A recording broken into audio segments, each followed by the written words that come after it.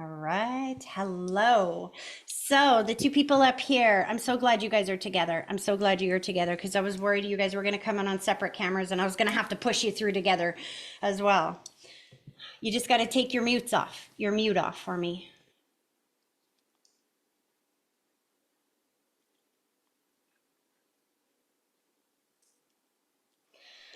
Oh, Okay, can you hear us? I can. How are you? We're doing good. Thank you. That's good. Your son is so excited to be here. I'm telling you, I couldn't pick anybody else up before we got here today. Oh, look, and there's Julie. He is so excited to be here. And that's what that email was about. He's showing off. It literally, remember how I said that they will line you up with the sign? I don't think I quite said this, but they will line you up with the sign or the symbol that will deliver the message that they want you to get. Your email disappeared with the link and then you got it back, right? Yes. Do you want to know what that means? What does it mean? You feel like your son has disappeared, but he hasn't. He's still here. He brought himself back, just in a different way. Pretty cool, hey? I'm here to Mhm. teach you his new language, let me tell you. All right, you guys, feet on the floor. Let's start with this connection exercise, both of you. What are your names? Julio and Valerie, my daughter Valerie. Okay, Julio and Valerie. Perfect. Are you ready? Yes. Both feet flat on the floor for a minute. We're going to start with this connection exercise. And then what I want you to do is close your eyes and I want you to take a deep breath, picturing that deep breath starting at your big toe, slowly pulling it all the way up through your body, and then blow it directly towards me and give me a minute to focus.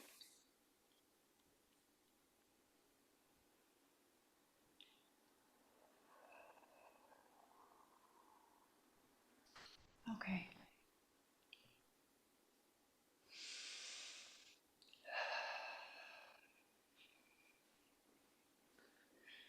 All right. Just get me all discombobulated here. Are you ready for this? Puzzle dump. Yeah. Here we go. So, like I was saying before we started recording, your son is not alone. He's got the mother figure with him. I'm going one above, so I don't know if this is his grandma or your grandma, but he does show me the handshake that this person was there to greet him when he got to the other side. Because the first thing he said is, I'm not alone. I'm not alone. It's okay. I'm not alone.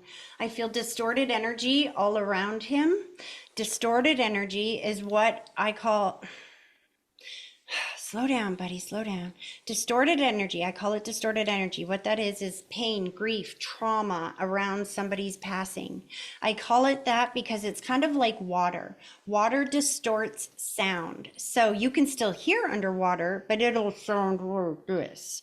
So when I have a soul that has a lot of grief, trauma or pain around their passing, that's how the energy kind of is as I connect to him. But this is one of the reasons why the mother figure is coming through with him, because it's so much easier for me to see her. You don't have as much grief, pain, or anxiety around her passing, so I can see her really well. So she's kind of acting like a sweeper to bring him through very clearly. I have a salute, which is my symbol for the connection to a uniform. Fire, police, military, ambulance, something like that. And then he showed me there's another guy over there that also has a connection to the uniform. He's showing me the rose, which is my symbol for birthday anniversary, a date that happens once a year, and I feel back to back, like ba-boom, ba-boom. I don't know if this means that there's two birthdays close together. He passed right before another date, something like that. I'm not sure yet. He's going really fast. I'm trying to get him to slow down. He's showing me, here's the thing, my face feels all itchy and that's my sign for disfiguration, or that I did not look at the end of my life the way that I did for most of my life. But he jumps up and he goes, I'm all in one piece. I'm a handsome guy. Let him know I'm all good on this side. I look amazing. I'm okay. I'm okay. I'm okay. I'm right here. He shows, ouch, shows me the soul tethered to the body with the spiritual cord. Now, what that means is our soul is connected to our body with a spiritual cord, kind of like baby is connected to mom with an umbilical cord. Spirit will sometimes show me that they step out of their body at the end of life and stay attached to the body for a couple of reasons. It could be that they were in so much pain or the body was in such disrepair that they stepped out of it but stayed attached so they didn't feel that. Or it could be that they passed before somebody had a chance to see them or say goodbye. So they stayed with their body until that person had a chance to say goodbye. I got to slow him down because he's going so fast. Is some of this making sense to you? Yes, it is. How did your son pass, hon? He was murdered. Okay.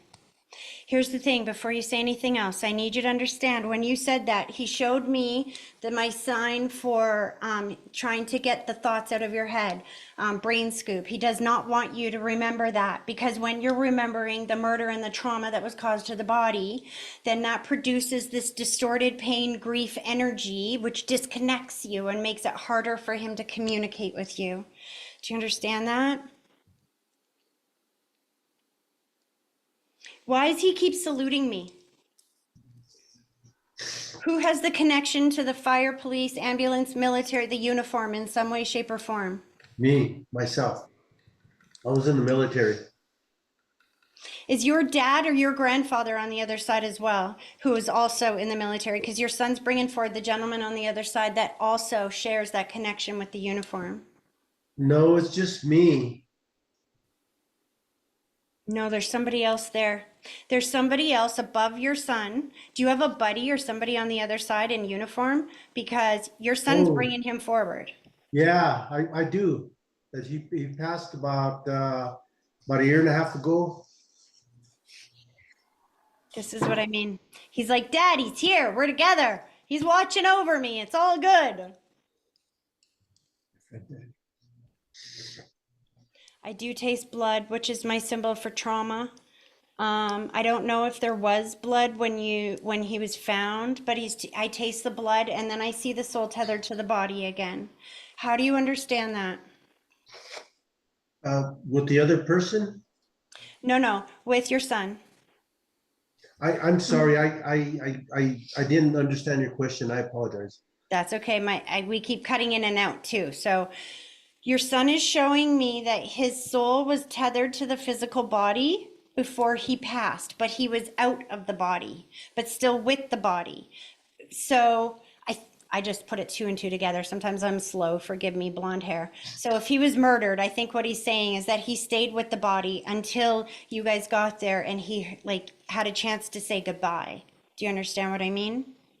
Yes, I do. There was a person there that actually pulled him out of the truck. That she was with him, and my understanding was that he passed away at the hospital. Did you go see him after? I tried to go see him over there, but they had him under John Doe and they wouldn't let me in there.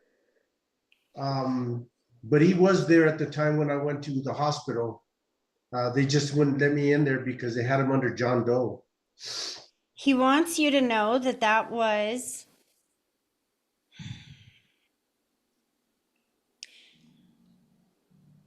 okay. He said, say this one easy. He wants you to know that that was designed on purpose, that he's glad that you weren't able to see him that day. And I'll tell you why. Because he didn't want you to remember him. He didn't want you to see him in that condition. You understand? He Yes. did not want you to have that stuck in your head for the rest of your life. He doesn't want you to regret that anymore. I can feel the anger over that. You know what I mean? He said that was Yeah. such a beautiful gift from God that they prevented you from being there in that moment because all that would have done is traumatized you even harder.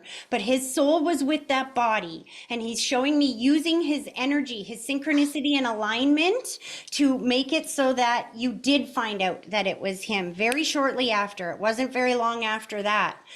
week 2, I keep seeing 1, 2. So 1 or 2 weeks or 1 or 2 months after that where you knew that that was him. Do you understand that? Yes. Valerie's not forgetting you. He just keeps saying, in the middle of this, he looks over and he goes, "Do you see how beautiful my sister is? I didn't tell her that enough when she was here. Can you please tell her I love her?" And he's showing me, "Thank you, thank you, thank you, thank you, thank you, thank you." And I'm like, "What is all the gratitude for?" And he put the white blanket over you and Dad's shoulders. I think he's thanking you for the way that you've been there for Dad, even though he knows your heart is breaking, that you've been there doing everything you can to help Dad through this. Do you understand that?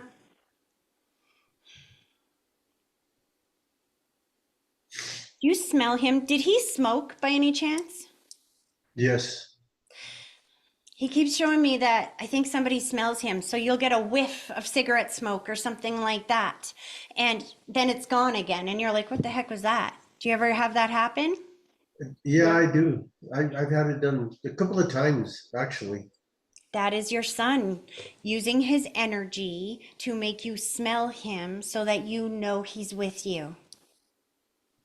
There Yes. hasn't been justice yet, has there? Because he keeps showing me the justice card. No, there hasn't.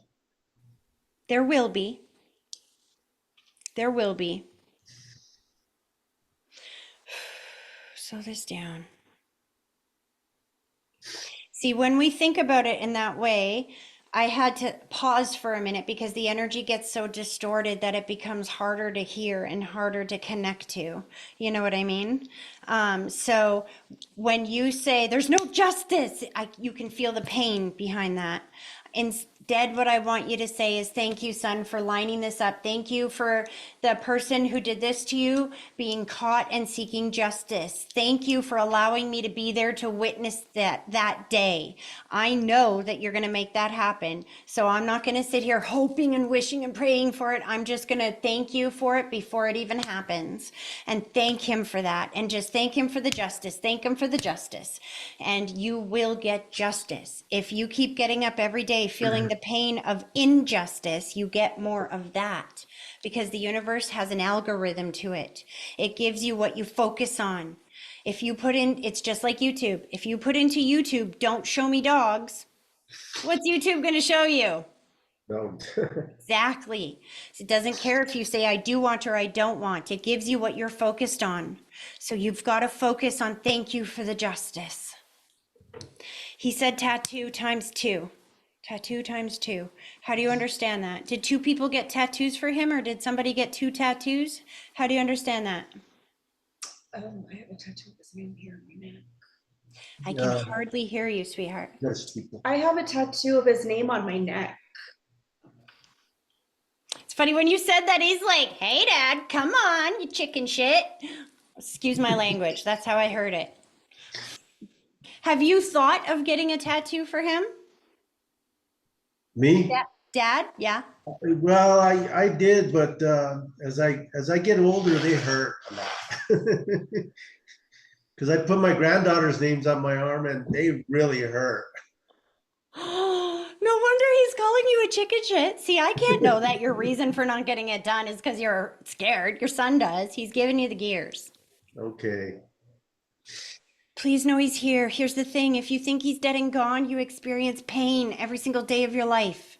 He brought you to me so that he can be born again in a different way. That's what that email, I'm going to go over this again. Before we connected here, the link that had the email to get here today disappeared on you. And you had to contact my sister to get it back again, right?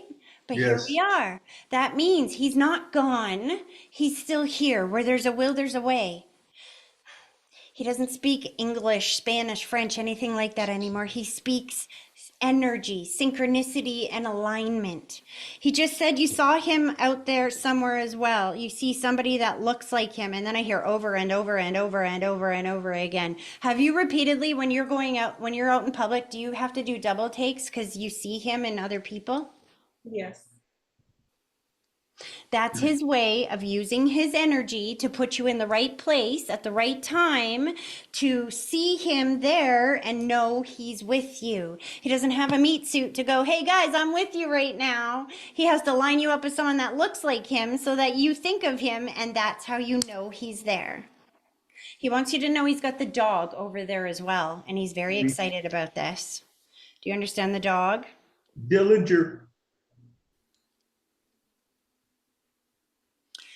That's what you want me to say? Okay. He said he's still an asshole, Dad. I'm like, who says that about their dog? Yeah, it's Dillinger. That was a neighbor's dog, and him and Dillinger were really, really close. Why does he say he's still an asshole in the best way, but still an I, asshole? I don't know. He used to go and feed him all the scraps, and I was wondering where all the food was going, and he was giving it to Dillinger, and so him and Dillinger were really close. Did And he used to, sorry? go ahead. I was just going to say, did he used to dig up the yard or something like that? No, I don't know. He was a neighbor's dog. He was a pit bull. Oh, that's why. I gotcha. It's that energy of like, don't mess with me and my jerk dog. My dog will kill you.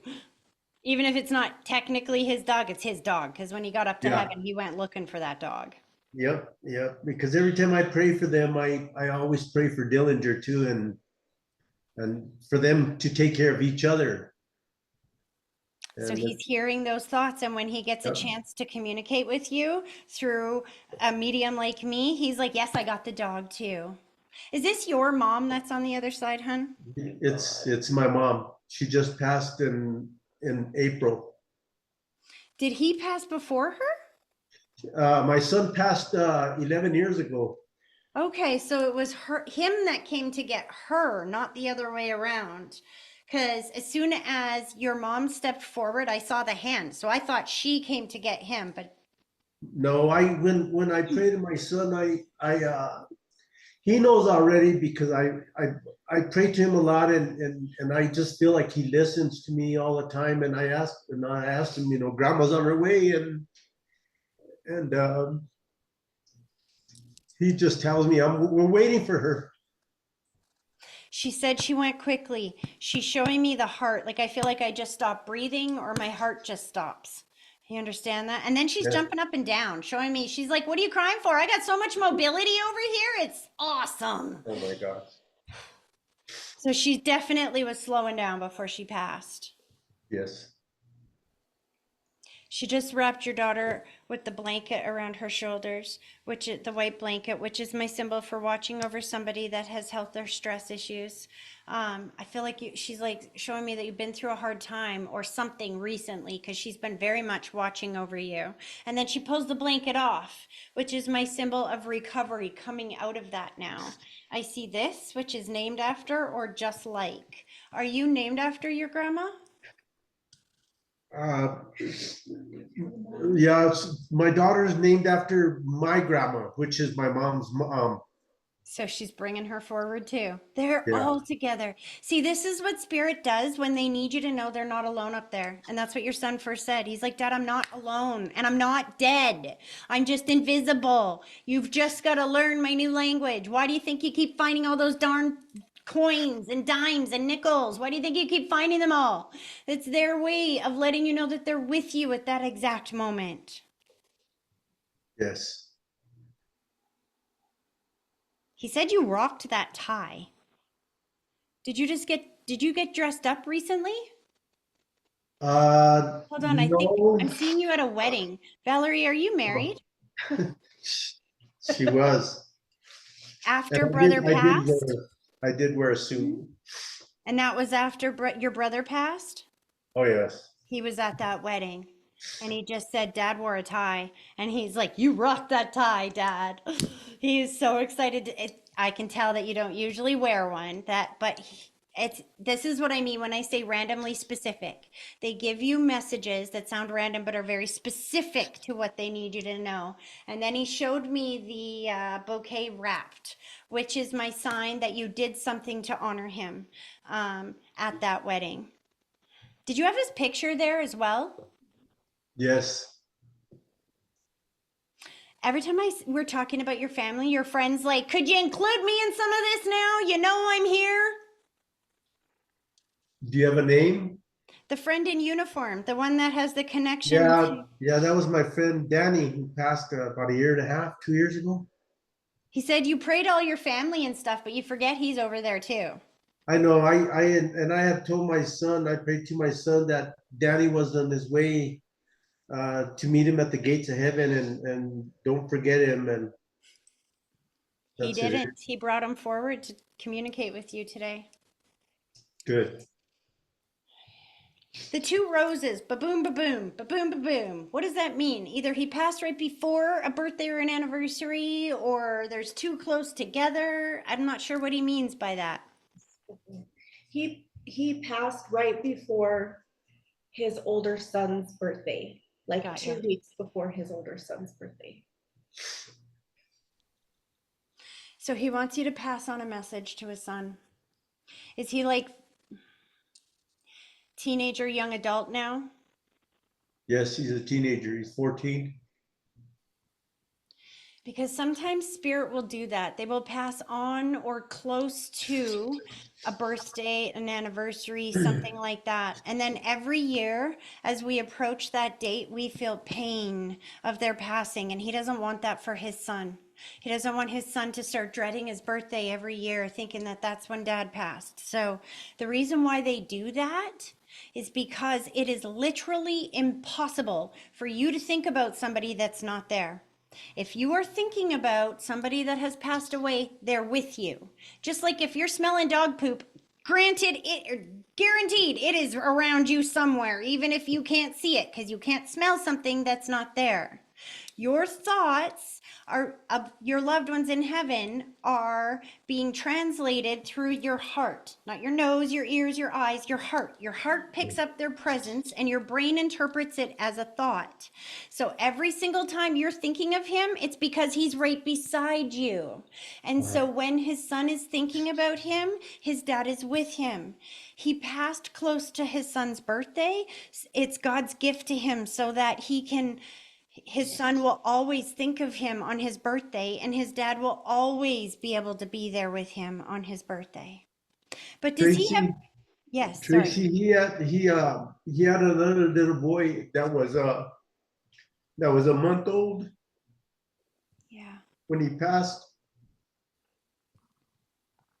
So he's got two boys. I was going to say three, but that must be his wife. Oh, were they not married yet? No, they were not married. Because I said wife, and he said, I wish. It's what I should have done. Should have put a ring on it. Slow this down. The little boy that's a month old, is one of those boys named after you? He's showing me Yes, named after. that's the teenager is named after me and my son.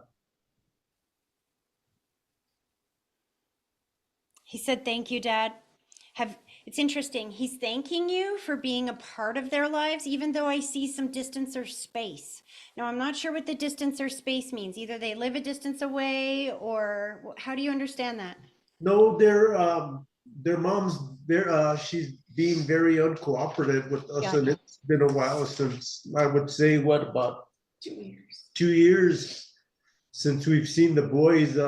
But my daughter, my granddaughter, my daughter's daughters, my granddaughters talk to the boys every now and then, occasionally. So So here's what you're going to do, okay? You're going to see your son still here.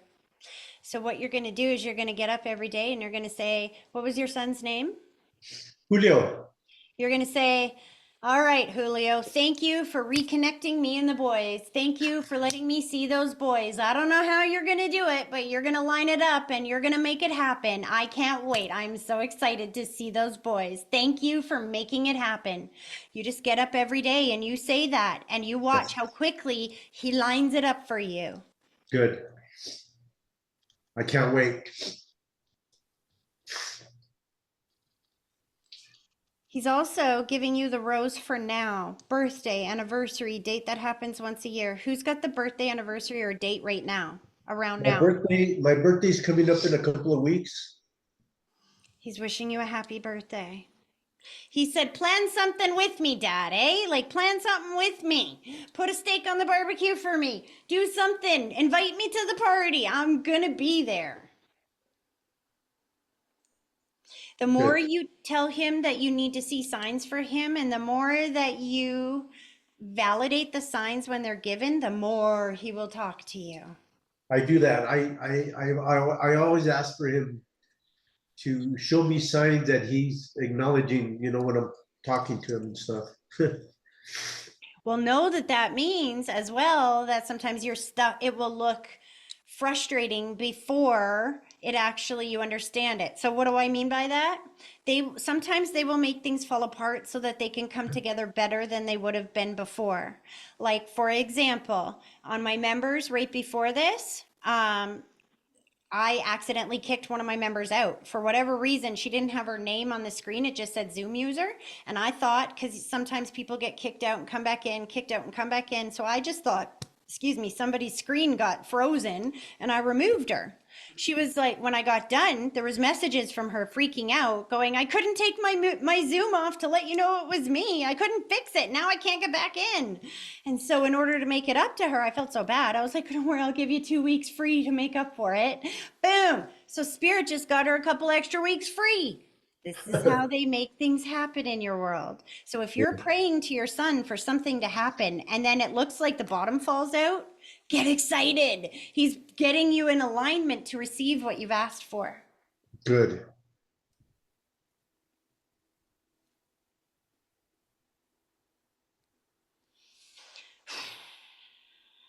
I keep seeing 3 kids. Is it Valerie? How many children do you have? I have 3. I thought so. Because I kept seeing 3 kids, 3 kids, 3 kids. And when I'm like, I keep seeing 3, who does that for? He pointed at you. He needs you to know that he's watched over your children. Is one of them named after him? I'm seeing that again. No, Do you have a boy? no, Are you still trying? no.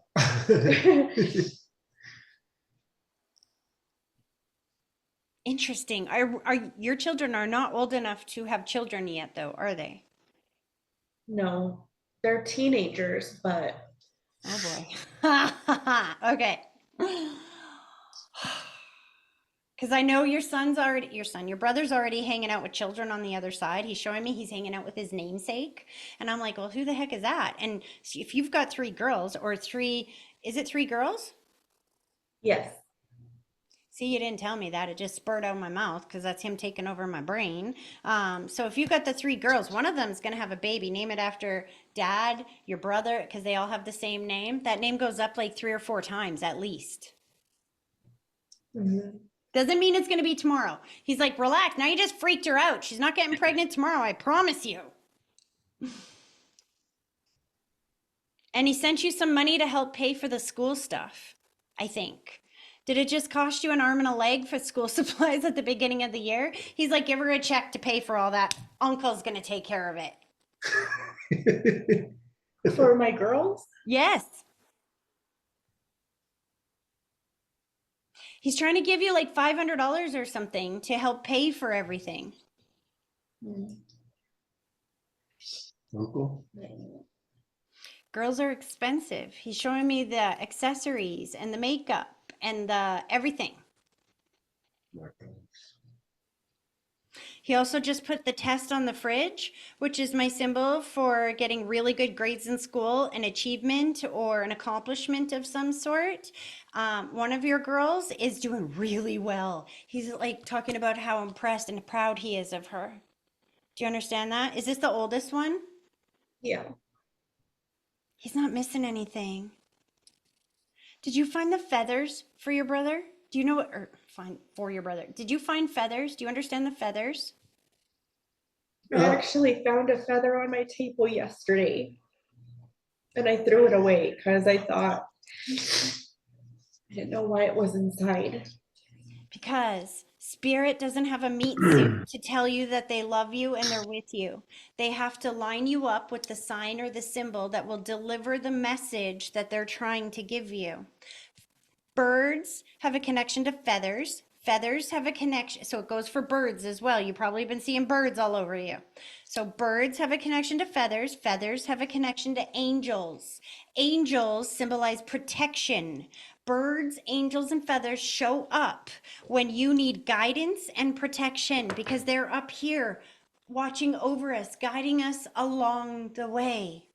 Have you ever heard that song, Every Little Thing's Gonna Be All Right? Don't worry about a thing. You ever heard that song? Yes. Do you know the name of that song? Blows me away how few people actually know the name of that song. No. It's called Three Little Birds. When they line you up with those birds and you're seeing those birds and those feathers, it is your brother and your grandma's way of letting you know, because she just like, and mine, real loud. It's their way of letting you know that everything is going to be okay. They know what's going on in your world. They know that you need guidance or reassurance. And so they're sending you the message that every little thing's going to be all right. Did you tell Dad about this? Were you the one that brought Dad here? Because he's saying thank you, thank you, thank you, thank you, thank you, thank you. Yeah. My sister's the one that told me about you, and we had this discussion during court, and then after she had talked to you, I asked her, "Do you believe?" And she says yes. And then she told me your name, and I looked you up, and that's where we're at. Um, I was going to ask you also too, one more thing, just one thing that really concerning for me. If if my son is watching over his sons, Yep. and just Yes. to make sure that they're safe and stay safe. They are always safe, sweetie. This is why he brought you to me and not somebody else. Because when you think about them and you feel them distance or space, you feel their absence and that fear, that is keeping you from being reunited with them. I want you to understand that the best way for your son to show you that A, he is watching over them, and B, he is still here. He's not dead and gone. You've got to stop telling yourself that, because the more you tell yourself he's dead and gone, the more pain you're going to feel. The more pain you feel, the more it's hard to be able to feel his presence.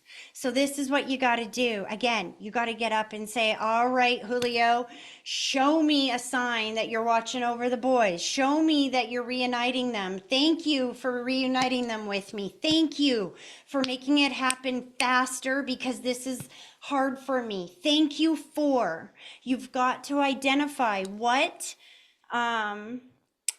tools and resources you need right now to get you to that reuniting. And you ask him for that. So if you're thinking about the separation, you're just going to feel pain and you're going to get more separation. Yeah. So you've got to think, what do you need to have unification? You need open communication with mom. You need them to communicate with you, or you to be able to get a hold of their Facebook, or you know what I mean? Get creative. Start asking him for different ways that you could make this happen and watch it happen. But you have to ask him for it. And when you do and it shows up, it becomes mathematically impossible to be fluke, random, or chance right after you've asked for it. And you will feel his presence in that moment. That's why he brought you to me, not just somebody else. Do you understand? Yes, I Sooner do. than what you expect. He said, pull a card for my dad, please. What happens when Julio starts thanking Julio? That's so cute. Huh. What happens when dad starts thanking son for sending him the boys and reconnecting him with the boys? What happens when he's thanking him for reconnecting? Show me what happens. Give it a second. Whew. Just flew. And that obviously wasn't that card. It just went right back in the deck. Hold on. Can feel the resistance on this. You know they love you, right? I can feel it as I'm doing this. Yes, I know we're loved very much as we love them. There it is. Got it. So funny. And I'm so extremely heartbroken over not having my brother. Yeah. That's why you got to start giving him things to do in your life, right? I know this is where you guys are right now. See this card? This card is, you can feel the pain in this card, yeah? The swords on the wall indicate all the challenges and the strife. That her head and her hands indicate the pain and the anxiety around the situation. But I want you to notice something about this card. She's actually in a really good spot. There's roses on her bed. She's in expensive clothing. She is actually in an okay position. She just doesn't realize it. It came out with this. The Hierophant is my God card. This is the card of a higher power at play in all of this. But you see these two people here? It's like they're praying to the God. It's like ask and you shall receive. That's what that means. When you set, and it comes out because I asked what happens if you start thanking him for reuniting you guys. Thank you guys for getting you guys back together. What happens? This is you asking. It gets rid of that stress and brings in this. Let me see if I can get this clear. Hold on. The Page of Cups, which is children. Pages are children. And he's offering a cup, a peace offering of some sort comes in. But it's your choice. You have to understand that you create your reality with your thoughts and speech and emotions. So if you are thinking and feeling about that distance or space between you all the time, you're just getting more of it. You have to thank him for bringing you guys back together and feel joy in the moment. Visualize you guys getting together. That's all you got to do. And watch how quickly it happens. Now, when you start doing that and you tell Julio to make it happen and it shows and this starts happening, you will know your brother is here. If you think he's dead and gone and he can't be in your life anymore, of course you're going to feel pain. But I say it to people like this all the time.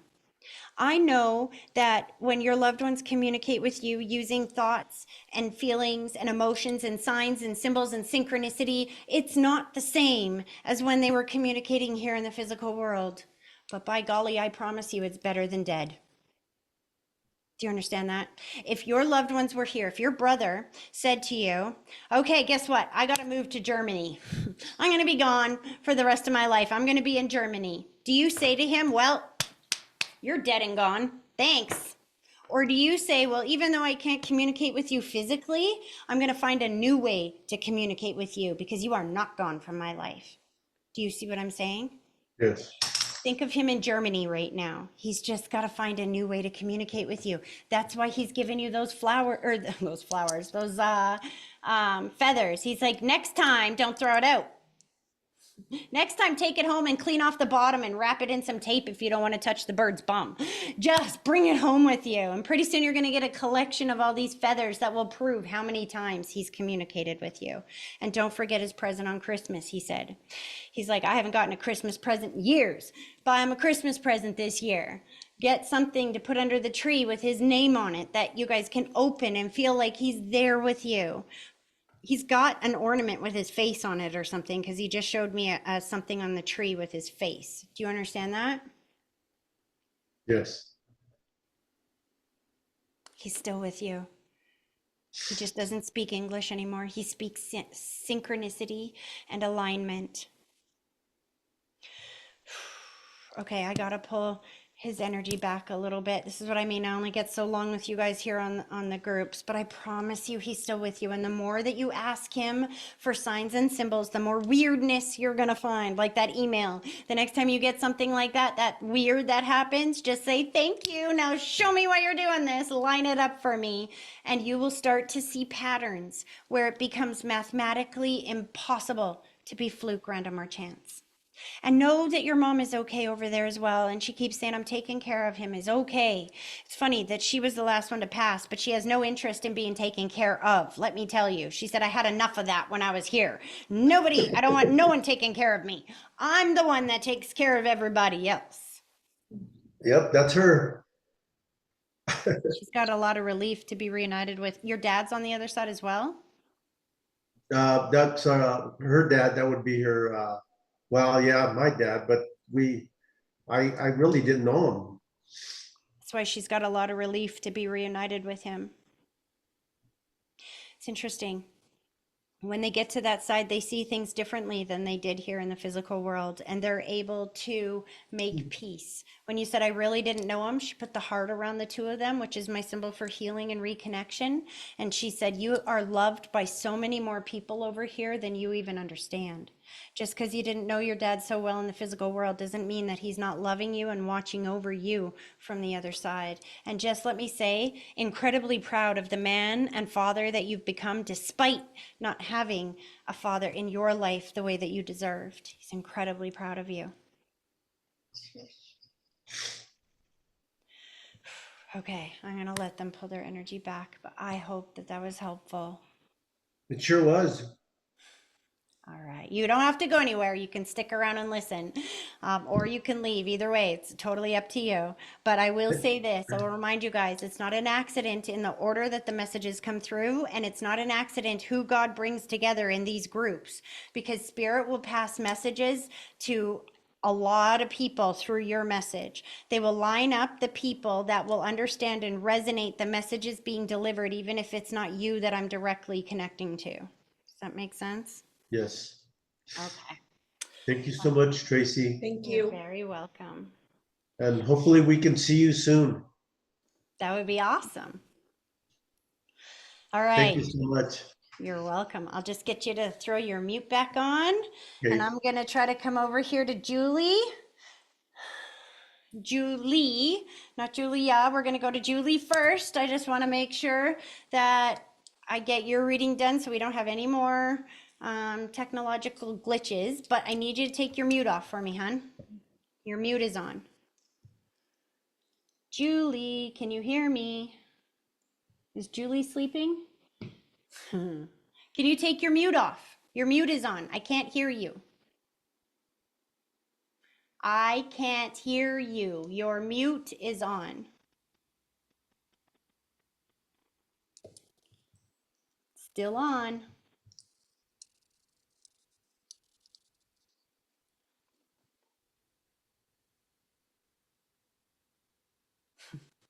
Okay, what I'm going to do is I'm going to let you keep playing with that and figure out how to take your mute off because I can't read for you unless I can hear you. And then I'm going to read for somebody else. And then if you get your mute off, just say hi and then remute yourself and I'll come back to you. But you got to figure out, while I'm reading somebody else, I want you to figure out how to take your mute off. If somebody else can private message her and tell her how to do that, that would be awesome. Okay, let's go to Julia. Where is she here? Oh, there she is. Okay, take your mute off for me, hon. When I say your names, you guys just got to take your mutes off for me. Ooh, my face got so itchy. Hey there. Hello. Who do you want me to connect to? My late husband. Oh boy. Okay, that explains why my face got so itchy. Okay, you ready to do this? Yes, ma'am. Perfect, Julie. You figured it out. Okay, so before we start, Julie figured it out. Now you can remute it, and then I'm going to come back to you as soon as I'm done her reading, and you know how to take it off again. Okay? Did you hear me? Okay, I'm just going to mute you here. And then you can take it off mute when I come back to you. Okay, Julia, ready? Both feet flat on the floor. We're going to do this connection exercise. I feel like I'm moving. Are you in a car? Are you Yeah, like I'm sitting in the driving? seat. No, the kids are at football and cheer, and the only place that's peaceful is inside of the truck with the air conditioning on. Oh, that's what I can feel. I Yeah. can feel the air moving all around you. I'm like, are we moving here? No, it's just the only place that's quiet. Okay, before we start, Tam, can I make you host? Are you still listening to me? Yep. Can I make you host so that I Yep. can just focus? Thank Yep. you. Perfect, because I just saw we lost Julie now, that poor girl. So if you can help her when she comes back in, and I'm just going to focus on my reading here. Oh, okay, here we go. Oh my goodness, settle down on my face. Both feet flat on the floor. I want you to close your eyes, and then I want you to take a deep breath. Picturing that deep breath starting at your big toe, slowly pulling it all the way up through your body, and then blow it directly towards me, and give me a minute to focus.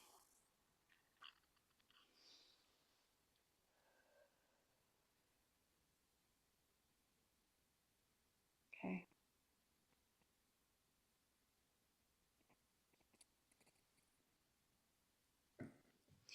Okay, puzzle dump. Are you ready? Here we go. So as he steps forward, as you can see, he's making my face very itchy. That is a sign of disfiguration, or that he did not look at the end of his life the way that he did throughout most of his life. He jumped up and down right away and said, I am feeling so much better, so much better. I don't want her to remember me that way. I am feeling so much better now that I'm on this side. Slow this down. He shows me sudden, unexpected, or traumatic. So, but it's interesting because it almost feels like I don't know if he got sick and then passed way before we were expecting, or if there was some kind of injury that he lingered for a bit and then passed. But he shows me like ba-boom and then ba-boom. Do you understand that? Yeah. And I can't breathe. And then he's showing me that. Hold on, slow down, slow down. He's going really fast. He's showing me that the last memory he has is just taking that last breath.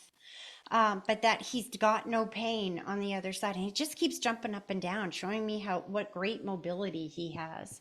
He shows me distance or space, which is my sign that either he was a distance away when this happened, there was some emotional or some kind of distance or space before he passed. How do you understand that? I wasn't looking at him. We were at a dinner table um, in Bermuda, and I thought we were flirting. You thought you were what? Flirting? Yeah, so I didn't look at him, but I think he couldn't breathe because he smacked the table with his pinky. Got ya. And then he had a heart attack, and Couldn't he breathe. took a big deep breath while I was doing CPR, and it was like his last agonal breath, but he was not responsive at all. So Got ya. that must be it, That's I guess. exactly because they take me through their passing from their experience, not from yours. So was he diagnosed sometime before that, or was he dealing with some health issues a little bit before that as well? Yeah, I kept telling him I didn't want to go on the trip because something was wrong. And all of my colleagues are physicians and practitioners, and they kept saying it was GI and it was really cardiac. They just nobody did a complete workup. I didn't know. That's what So, he's talking about. And then the sudden, unexpected, and traumatic passing. And that's where he took me to the breath. And all I felt was that breath on the other side. And he jumped up and mm, he's like, look, I'm in one piece. Look it. I'm okay. I'm okay. I'm okay over here. And he's showing me that brain scoop, which is where he doesn't want you to remember that incident that way. What he remembers. And the distance or space is not that you looked away. The distance or space was how long it took from that moment where you heard his head hit to when he actually passed. It feels like an eternity. That it feels like the mhm. longest period of time I've ever felt. He just showed me time stretched out. Do you understand that? Yeah, we I think because I'm a healthcare provider, I think that they did CPR for about an hour and 15 minutes because I never said stop. So, yep. He said, I know. He said, I knew that, babe. He was there the whole time. He heard everything that was going on. He was kind of standing outside of his body, but attached to the body, as we've discussed earlier. This is what they do, right? Yeah. He heard everything that was said. Slow this down. Okay, slow that down, buzz. Tomorrow's his I anniversary. was just, See, don't tell me that stuff. I'm just about to tell you. He's like standing here with that rose, and he's like, there's a reason I'm here today. There's a reason I'm here today. And he doesn't want you to miss the birthday that's coming up towards the end of the year. Who's got the birthday November, December around there as well? I'm November, but we we dug his grave on my son's birthday. He died in Bermuda on September 11th, but we had to fight the country to get him back over here. So we couldn't have my son's birthday is the 24th of September. So his grave was actually dug on the 24th. And then we had um, my dad was interestingly enough dying from brain cancer. And my dad's birthday's on the 25th of September. And so then we had it after. So it wasn't on anyone's birthday. But you heard that message earlier as well about why they pass on or around somebody's birthday, right?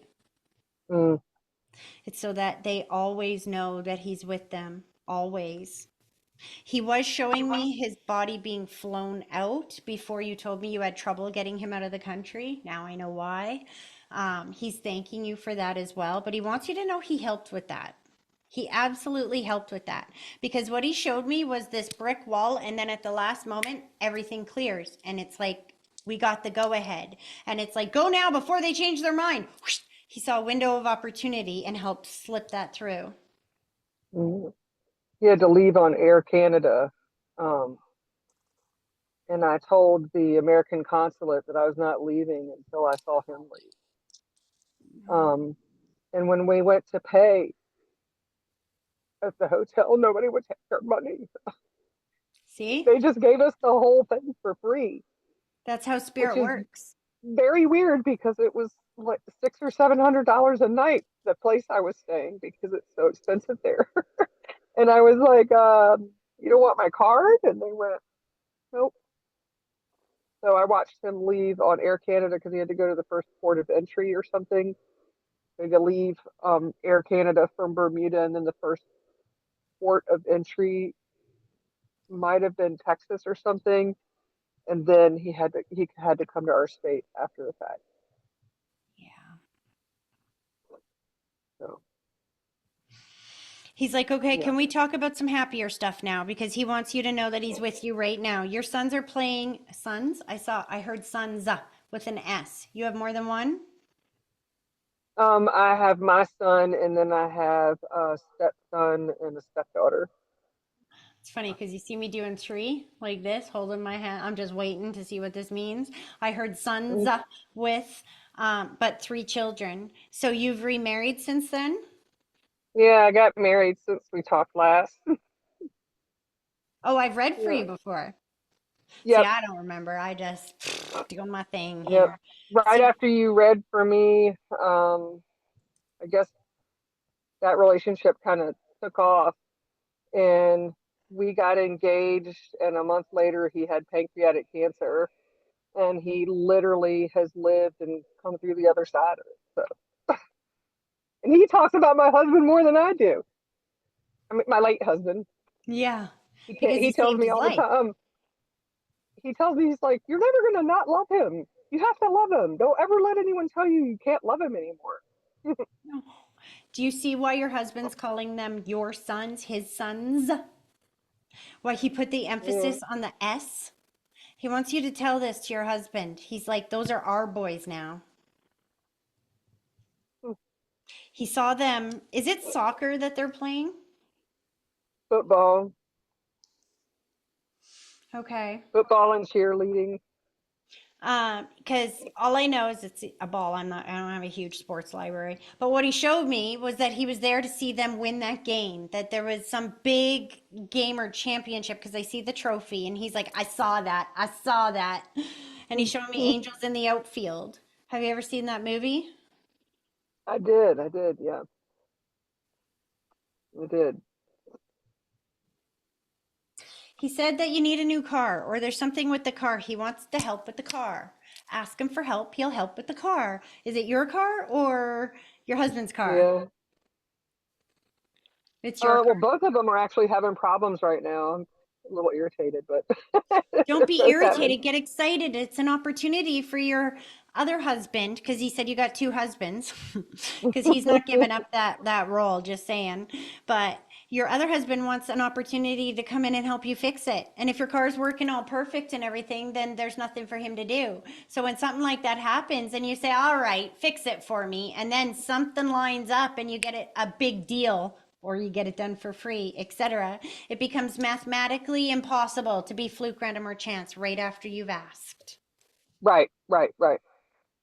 He used to work on everything, The cars and oil. stuff. But yeah, for 20 some years, I didn't even know what it was to pay to get your brakes changed or belts changed or headlights or Do you see oil what or. I'm saying? This is why he's bringing it up.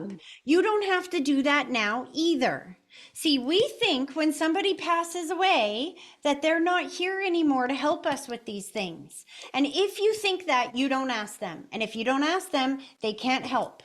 But if you say, "All right, dear, fix the car. You always did. I trust that you're going to fix it. Thank you for getting it done," then he will get it done. He will line it up using synchronicity and alignment to put you in the right place at the right moment at the right time to get you $600 hotel stays for free. They will do things like that, or to get your car for free, or to get you one heck of a deal so dramatic that it will blow your mind and you will feel his presence, not his Right. absence. Well, I've been talking to his sister lately because for the past 3 months, it seems like every day, sometimes multiple times a day, I'll see 1010 or 444 or 1212 or 1111, and it's never on purpose. It just continues to be by happenstance. And then last week, a butterfly let me hold it, which is rare. Um, Hmm. and I saw a feather yesterday in my flower pot. And now here we are today. They do that. They combine you with a whole bunch of signs and symbols right before you talk with someone like me, or right before you go and celebrate an event, or when you're going through a hard time. That's when they cluster their messages, or when you ask them for a sign. So keep Yeah. doing that. Ah, stop playing with my nose. What does that mean? I slow this down. He's going really fast.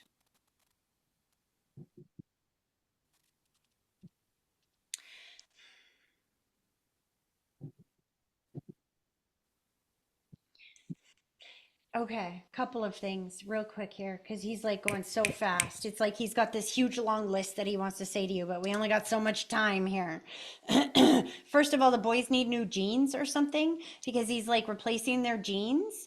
Um, I don't You know must be if this, talking about my nephews. okay. He had children His here? No, this is your his children. sister had two boys,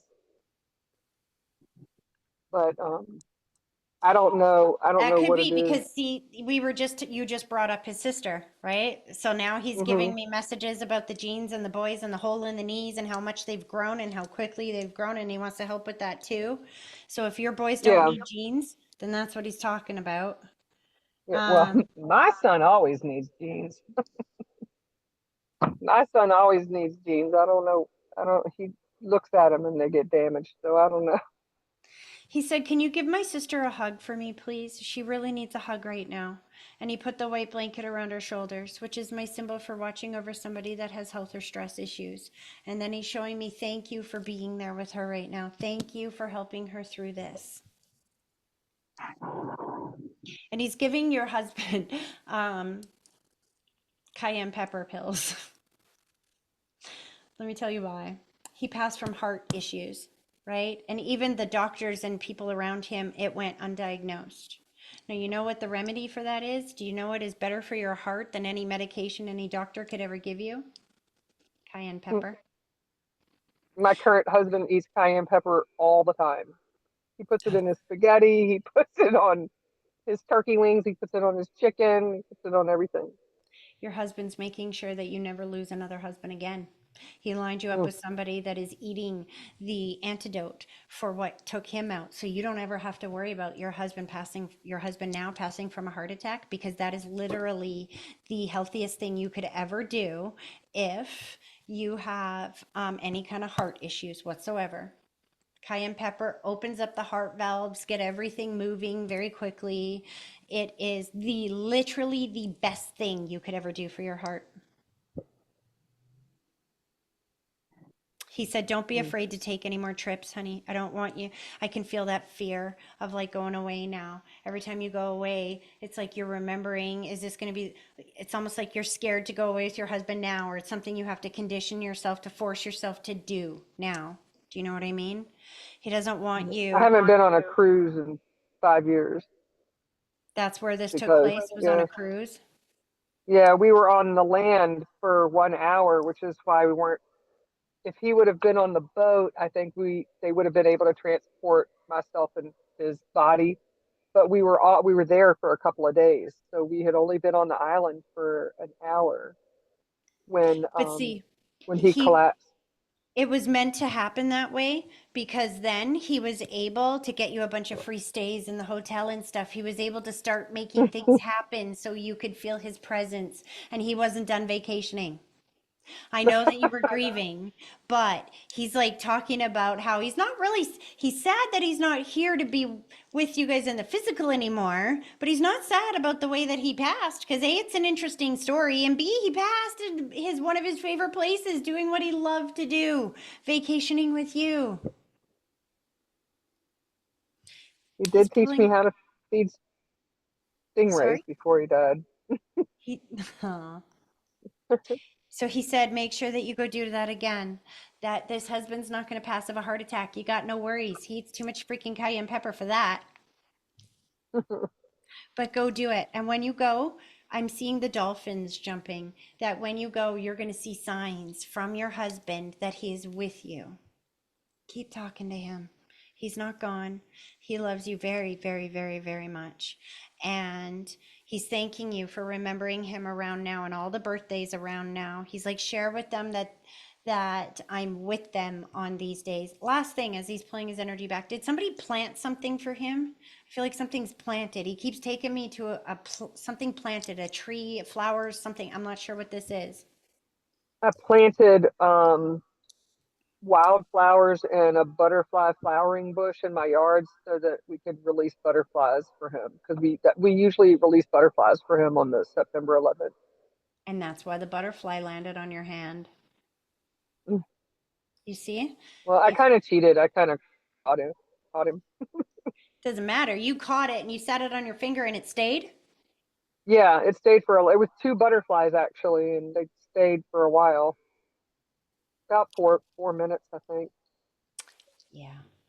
You connect with butterflies with your breath or with your husband. He's going to send you butterflies and then he will make them act unnaturally so that you can feel his presence. Sitting on your finger for 4 minutes after you've just like captured them is like not natural. Usually they fly away, get me the heck out of here. You know what I mean? But they stayed. Yeah. That's his way of letting you know I'm not going anywhere. I'm right here. Reach out and grab me. I'm pretty sure him and my dad are hanging out. That's probably why you saw two. I've been trying very hard to keep him back at bay a little bit, and your husband just keeps going, not your turn, old man. She said me. Was your dad the Hmm. smoker? No, he was. Oh, he was? Okay. I can just Yep. smell cigarette smoke. You tried to bring dad for it, and your husband's not having it. Let me tell you. He filled all of my senses with smoke. He's like, you ain't getting in here, old man. Keeps calling him old man. Like, no, if you want to talk to dad, you Mm. ask for dad. Because you ask to talk to me, I'm coming through.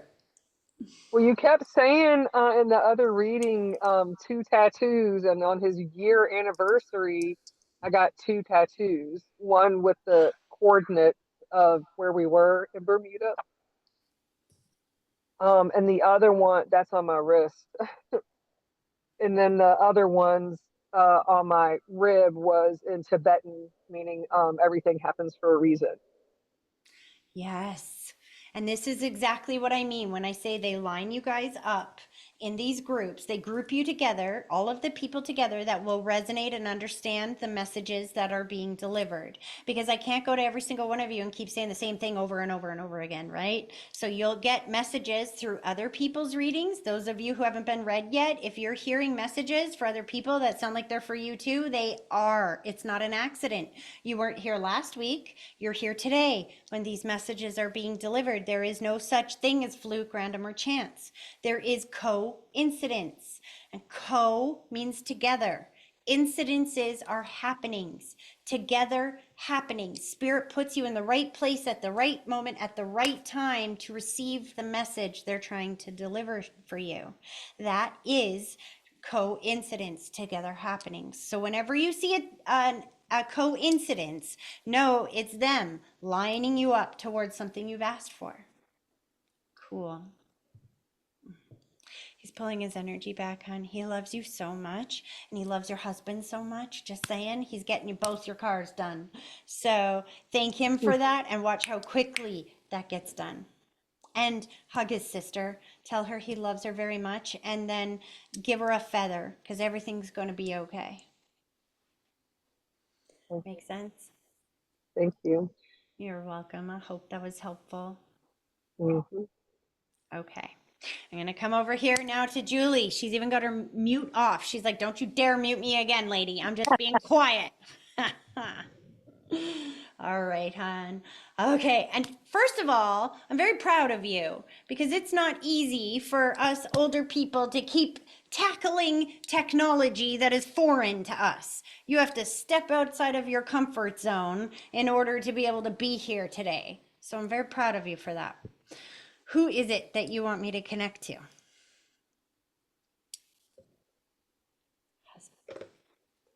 My husband? I'm trying to cover my mouth and shut my mouth so that you can choose. But did you see me doing this? Going, husband? That's what I was seeing before you said husband. Did you see me doing that? Yes. Yeah, he's here.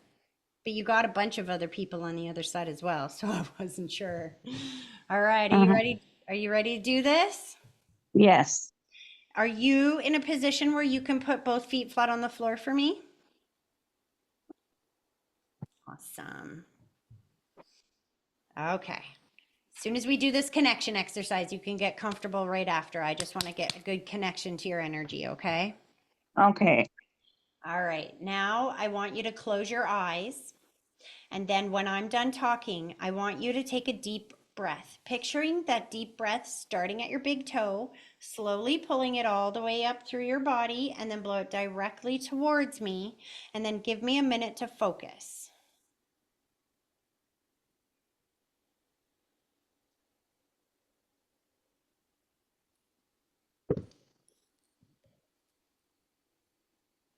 Okay. You go ahead and get comfortable. Here we go. I got a puzzle dump coming on. All right. Are you ready? Yes. Okay, right away, as soon as your husband stepped forward, I could feel my heart just a going and a going, and I could feel him really struggling to breathe. And then he said right away, he's like, but I'm breathing okay now. It's okay. I can breathe again.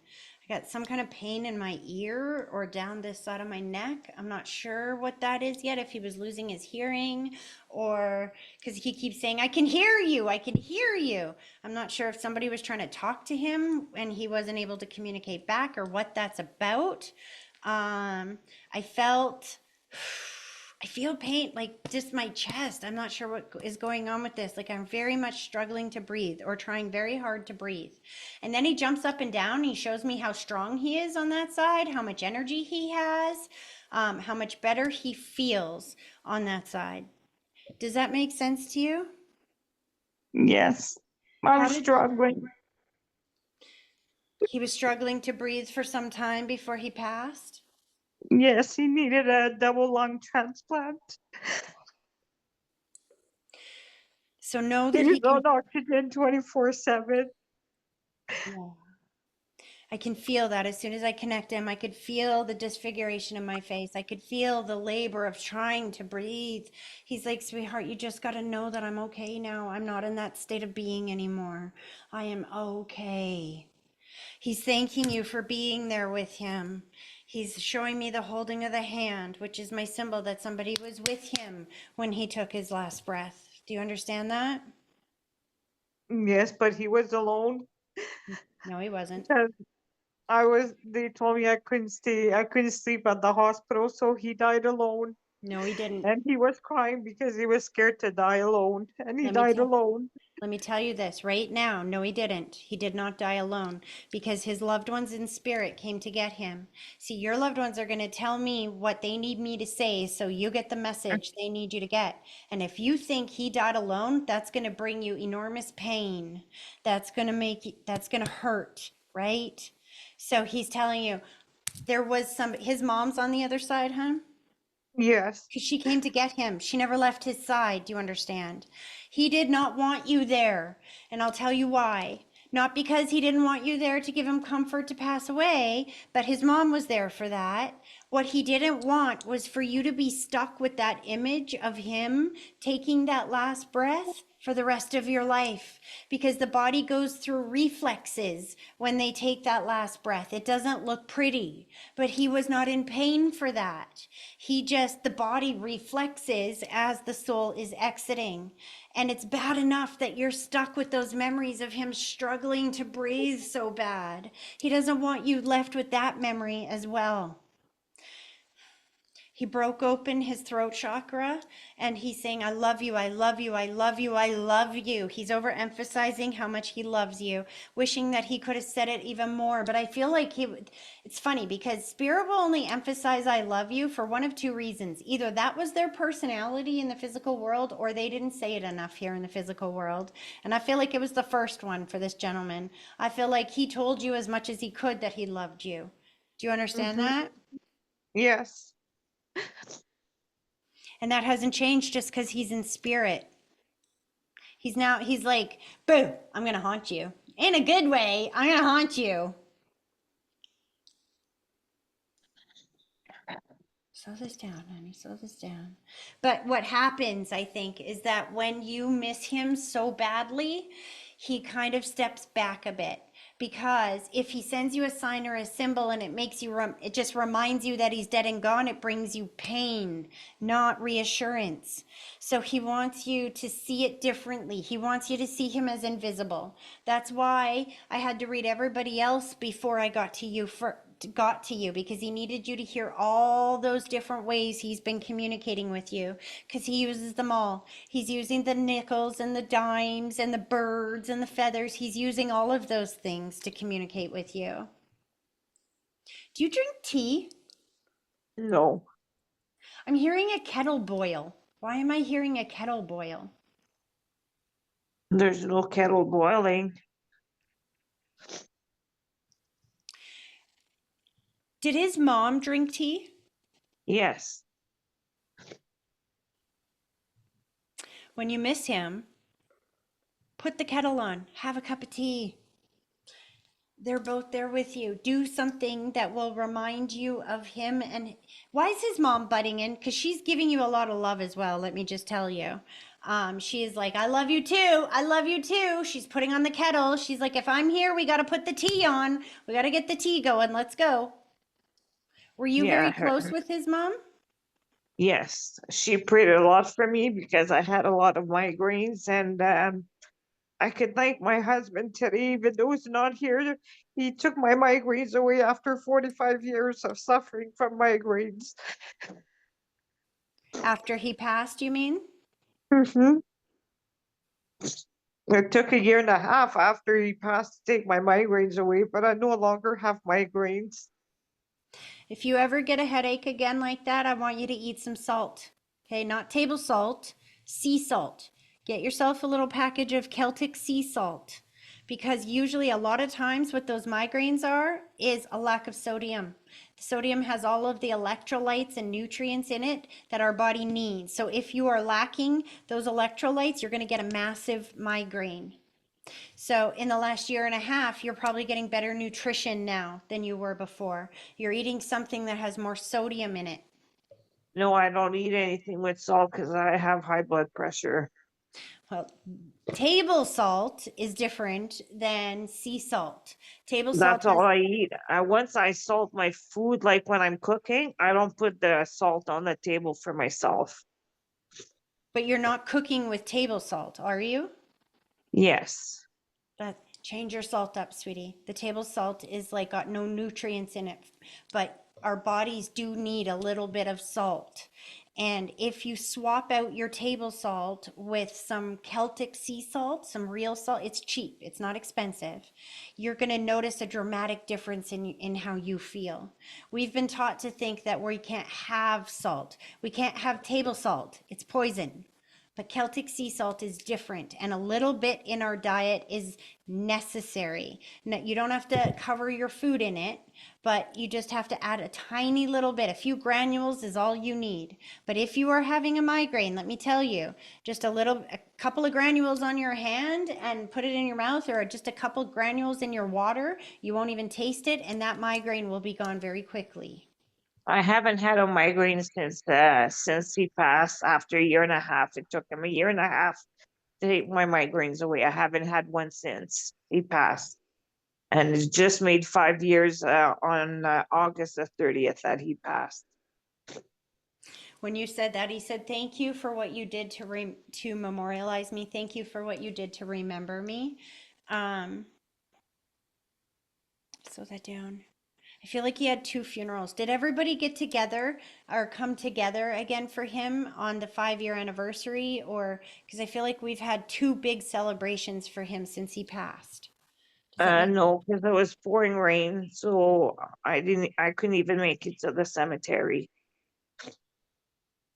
Has there been a different, like, do you guys usually celebrate on that date or get together on that date? No, I'm alone.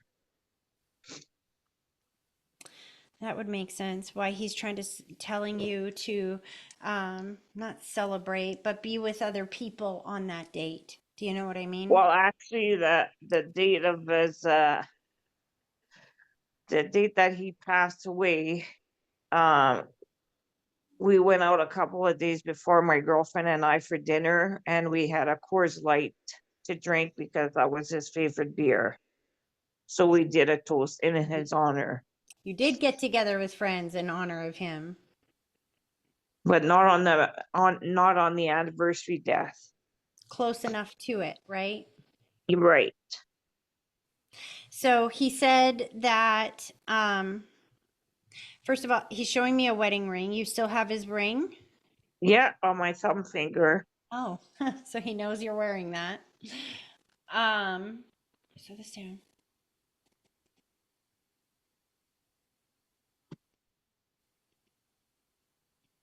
What does that mean? He showed me some dizziness. Have you had some dizziness recently or some, I don't know if this is depression maybe. Have you had a Yeah, little I've bit of had 4 major depressions since his passing. got yeah. This is why he's telling you to get out of the house and go be around other people, especially around the time of his passing. Make sure you're not alone during those times. As far as where he's buried, is there a spot there for you as well? Because he keeps Yes. patting the ground beside him. It sounds creepy, but he's like, "I'm waiting for you. You're gonna be right here with me." Not that he's waiting for you to die, because you're not going anywhere anytime soon. But when you do, his is the first face you're going to see, and he knows that there's a plot right there waiting for you as well. But he wants to remind you he's not in that cemetery, honey. If you're missing him on the date that he passed, you just have to think about him and he's with you. If you want to bring flowers, don't bring them to the cemetery. They just die. Nobody's there to appreciate them. Put them on your kitchen table so that every morning when you wake up and you see them, you think of him, he's right there with you. Do you understand? Mm-hmm.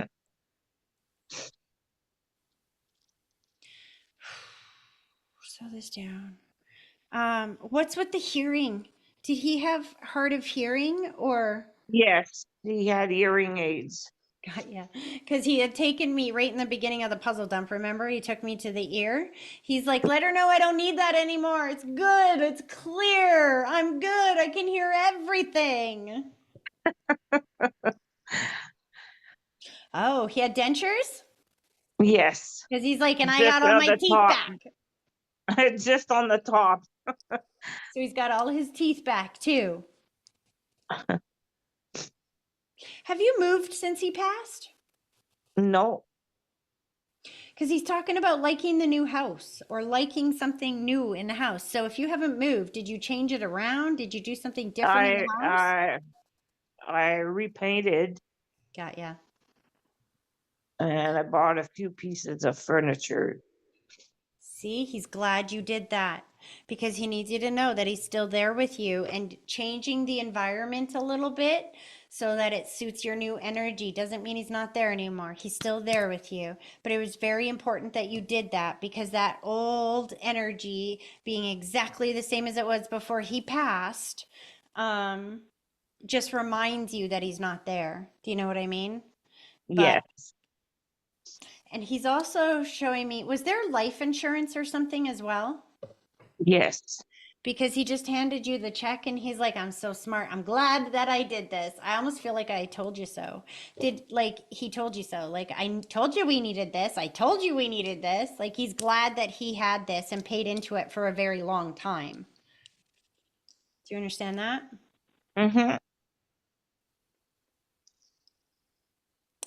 Aw. He's sitting right beside you when you're sitting watching those shows. He's like, if you could just turn it onto a show that I used to like, that would be great.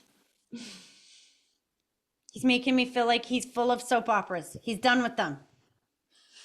He only wa he only watched Young and the Restless. That's it. Yes. But you like the soap operas, right? No, Oh, he did. yeah, just Young and the Just Restless. so that's so funny because what he said was put on some masculine stuff, some fishing or some cars, something like that, that he would have liked No, to. he wasn't into any of that. He's showing me put on the masculine show. See, I'm not in your life to know what he liked. But what he's trying to say is that you're not watching the shows that he used to like to watch all the time. You're watching your favorite shows. He's like, every Yeah. once in a while, put on one of his favorite shows. And when you do, know that he's sitting right beside you, watching it with you. If you're missing him and you want to feel his presence, put on his shows. You're going to feel him sitting right beside you, watching it with you. And remember, ask him to show you that he's with you every day. Ask him for a sign and it will show up. You had a little trouble in connecting here today, but you had to step outside of your comfort zone to be able to access technology that you've never accessed before. But where there's a will, there's a way. And he's helping you from the other side as well. So, whatever it is that you need here in the physical world, even if you feel like you're not equipped to be able to do it, ask him for his help. He will Yeah, use. but he had no knowledge with computers. It doesn't matter. He's spirit now. Doesn't matter what he was able to do in the physical reality. He is high vibrational, pure, non physical energy now. Energy is his specialty now. You understand? So he Mm-hmm. uses technology to communicate with you. Doesn't matter if he could do it here in the physical world or not. Now he can because he's pure energy. So, whatever you need, he can use energy, synchronicity, and alignment to line it up in your world. Does that make sense? Okay. Yeah. But I was diagnosed with fibromyalgia and there's no cure for that. And I was told by my family doctor that I had a surgeon took a spur off my shoulder and they did a block and I was supposed to be day surgery. I ended up in the hospital for 3 nights with a lung collapse.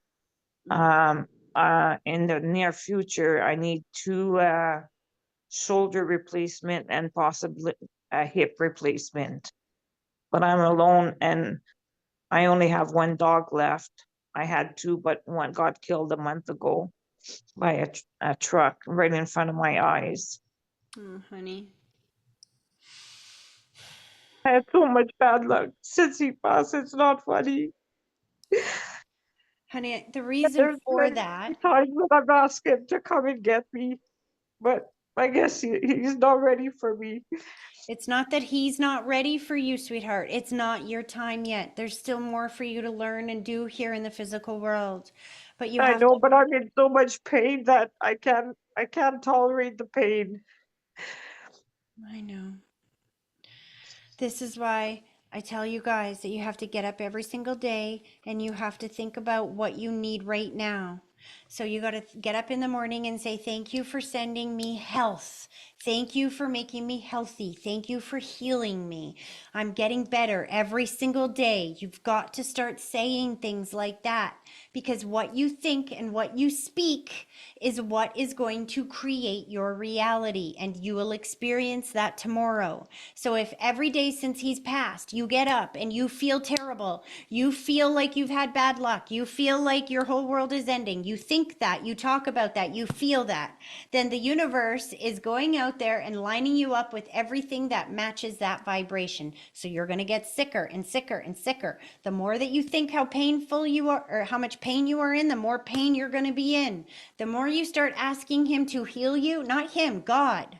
Ask God to heal you. Ask him to help line you up with those remedies that will help heal you, then the quicker you will make your way to healing. But if you keep thinking and talking and feeling sick, you get more sick. That's how the universe works. It gives you what you're focused on. Since he's been gone, you've been very focused on pain. And the more you are focused on pain, the more you're going to get. Not because you're being punished. That's just the way the universe works. Have you ever Yeah, but used I keep on falling. My legs are finished. My back, I had back surgery. Uh, I'm in a lot of pain from head to toe. There's a specialist from Ottawa coming down on the 20th of September. She's going to do a nerve study on me from the neck to the toes.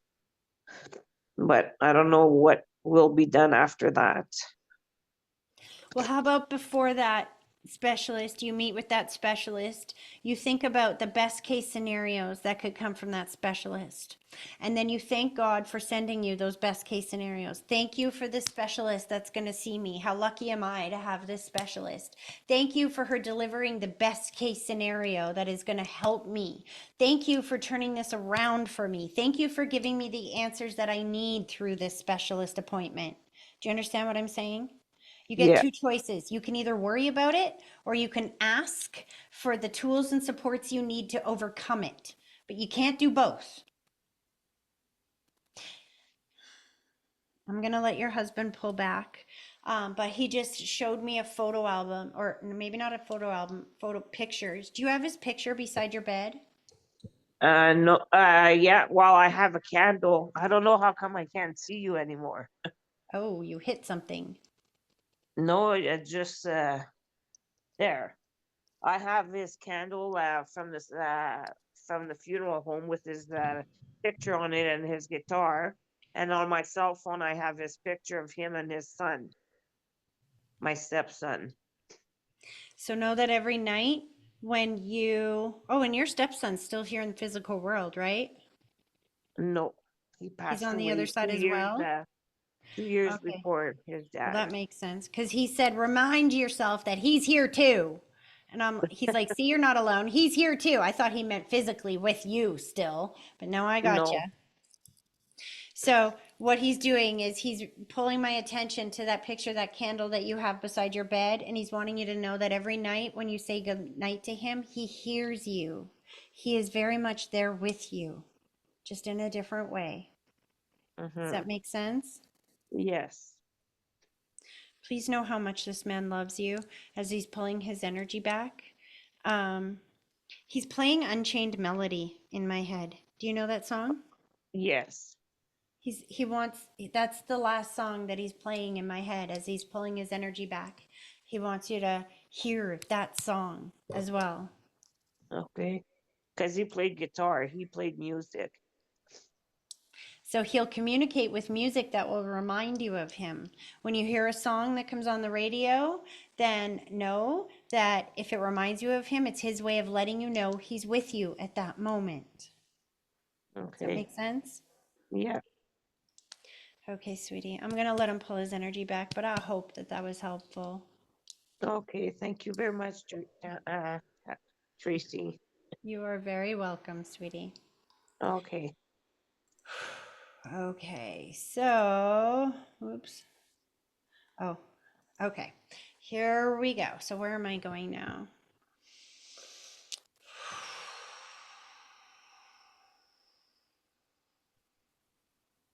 Back and forth, back and forth, back and forth, back and forth. Okay, Kathy, I'm coming to you first. It's going back and forth between you and Sherry right here. They're like competing for who's going next. Who's the mother figure on the other side? Who do you want me to connect to? Oh, you're muted, honey. You got to take your mute off.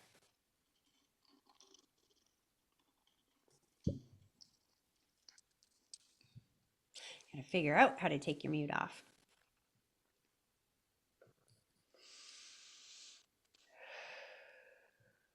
Hello.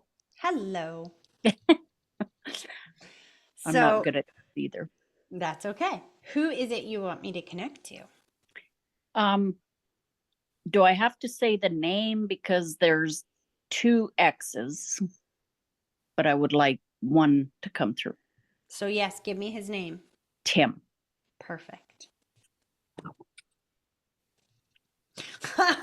Sorry. As soon as you said Tim and I tuned in, I saw your husband do this. Sucker. He wasn't, maybe not your husband, your ex. Say to the other guy, sucker, me first. Haha. She didn't want you. Like he's totally giving the other guy gears. They used to be friends, so Oh, well, that would make sense then. He can do that. Are you ready to do this? yes, I am. All right, both feet flat on the floor, hon. Okay. I want you to close your eyes and then I want you to take a deep breath. Picturing that deep breath starting at your big toe, slowly pulling it all the way up through your body and then blow it directly towards me and give me a minute to focus.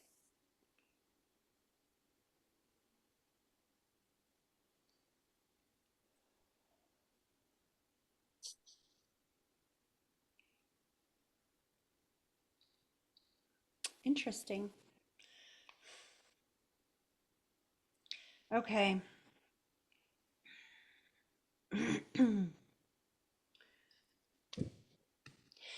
gonna move my microphone out of the way here. As he's stepping forward, right away, I smelled cigarette smoke. My heart started beating really fast. I got kind of weak. My face, a little bit of disfiguration, a snap of the fingers, sudden unexpected or traumatic passing. I've got some distance or space.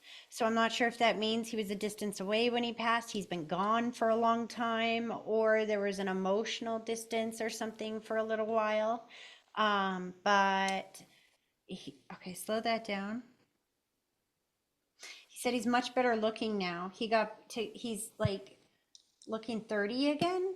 So he must have been a little bit older when he passed, but he's like bragging about how young he looks and he's playing the song Forever Young on the other side. Oh. How did this man pass? Massive heart attack. Got ya. I say it that way because I don't feel any pain. He just snapped his fingers. He Yeah. was like quick, sudden, unexpected. I don't feel any pain. I'm just boom on the other side. They said he was dead before he hit the floor. See, that's what I mean. Was he a smoker as well? No. Then he's with the smoker. Yeah, okay, that makes sense. Who's the smoker? My first husband. The one that he was going na na na na na Yeah. na. So your first husband's trying to jump in at the same time. Oh, They're that's together. okay. They're Aw. together on the other side. Good. It's interesting because what they were saying is you got to have fun with it, hon. You got to have fun with it. I'm like, what? Are you dating? Yes. That's what he's talking about.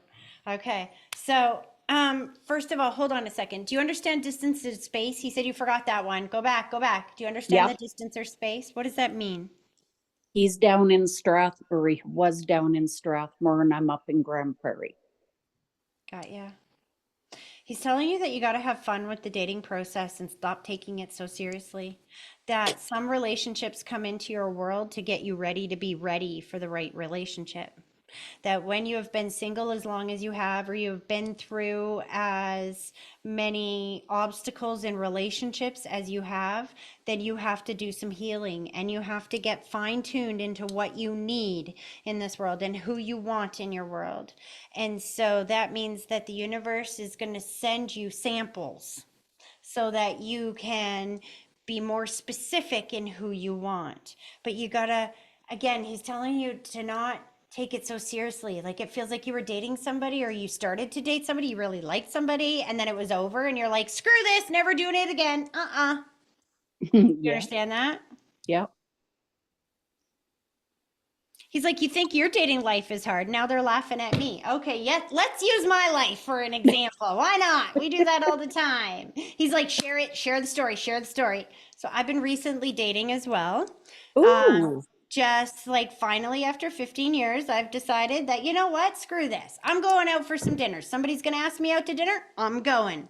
I joined an app. And my rule is that if I'm interested a little bit in them and they have the balls to ask me out for dinner or to go somewhere with them, because a lot of guys these days don't know how to do that anymore, that's my number one thing, that I need a guy to be at least be manly enough to step forward and ask, right? yeah, So I've been exactly. saying yes to some dates. The first guy took me on a boat ride and walked around the beach. We had a great time. I thought, didn't hear from him for a week. And then heard from him and he wanted to know what I was wearing and how my shower went. So I Oh, sent him the video that I posted yesterday of my shower. You oh, saw that, that video? yes, I did. Yeah, I didn't hear from him again.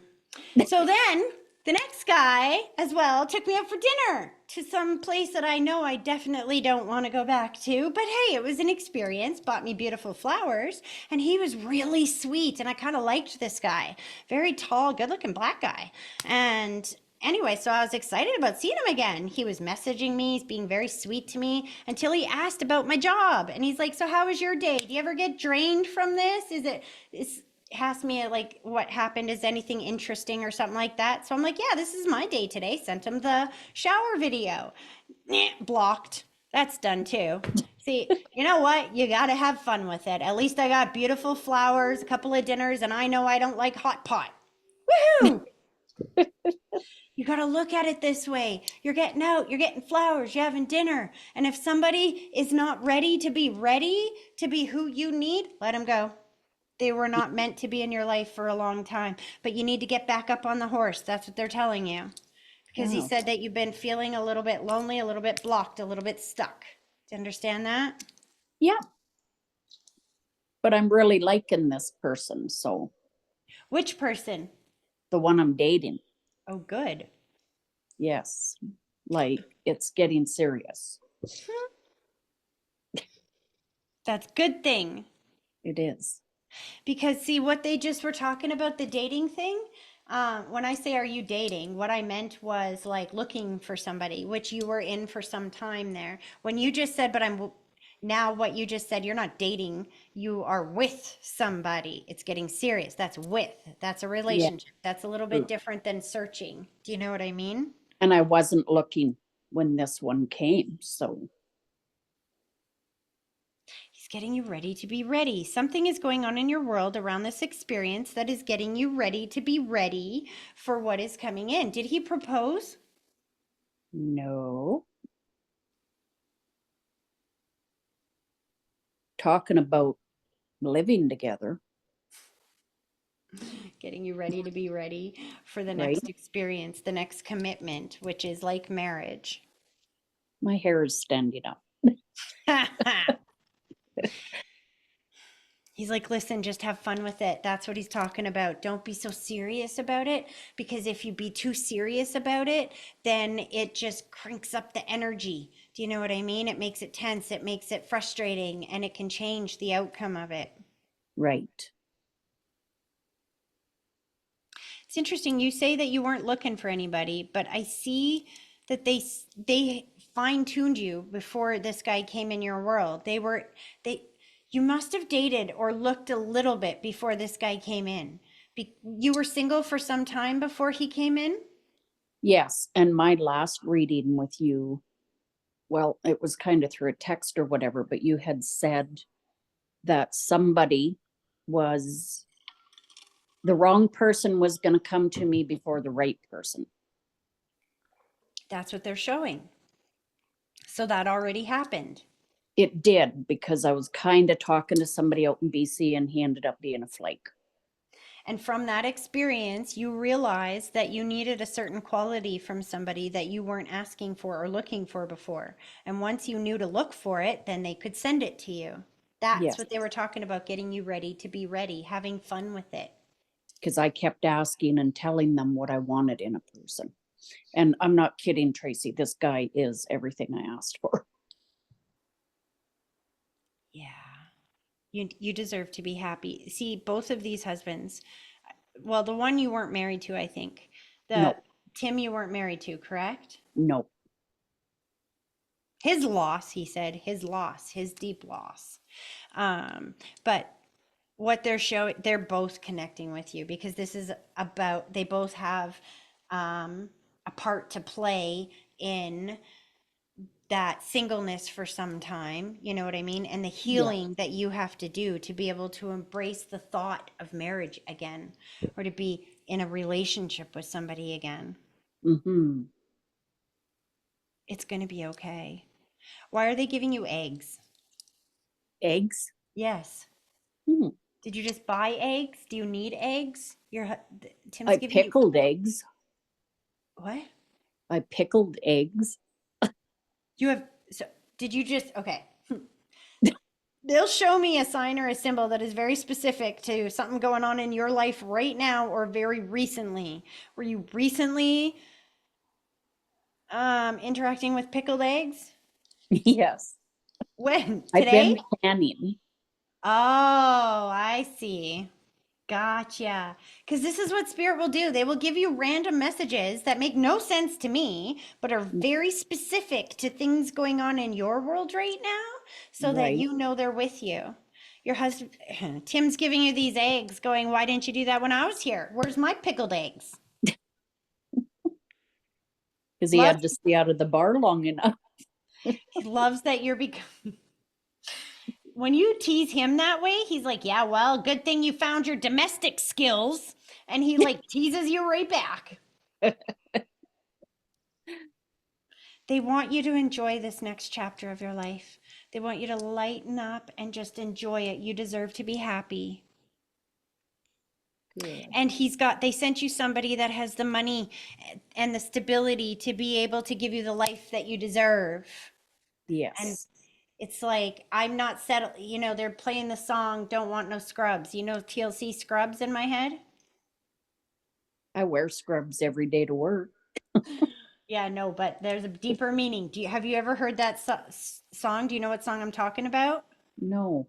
Don't want no scrub, no scrub gonna. You'll have to play it when we're done. TLC Scrubs. It'll make you laugh your butt off. It's a Okay. girl saying, I don't want no scrub in my life. Ain't no scrub gonna love on me. Like he's got to have some money, some stability, a good job. Do you know what I mean? Oh, okay.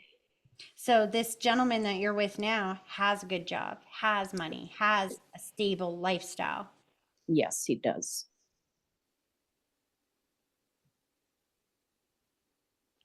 Thinking about moving in together, you'd be moving in with him Yes. because he owns his own house. Yeah.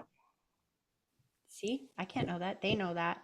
And they're not sad to see you moving out of this apartment either. Are you in an apartment? I'm in a fourplex. It feels small Very. because they're like, we're not sad to see you moving out of this tiny little box and into a nice big house where you can plant your flowers. Oh. Nice. They sent you the dime.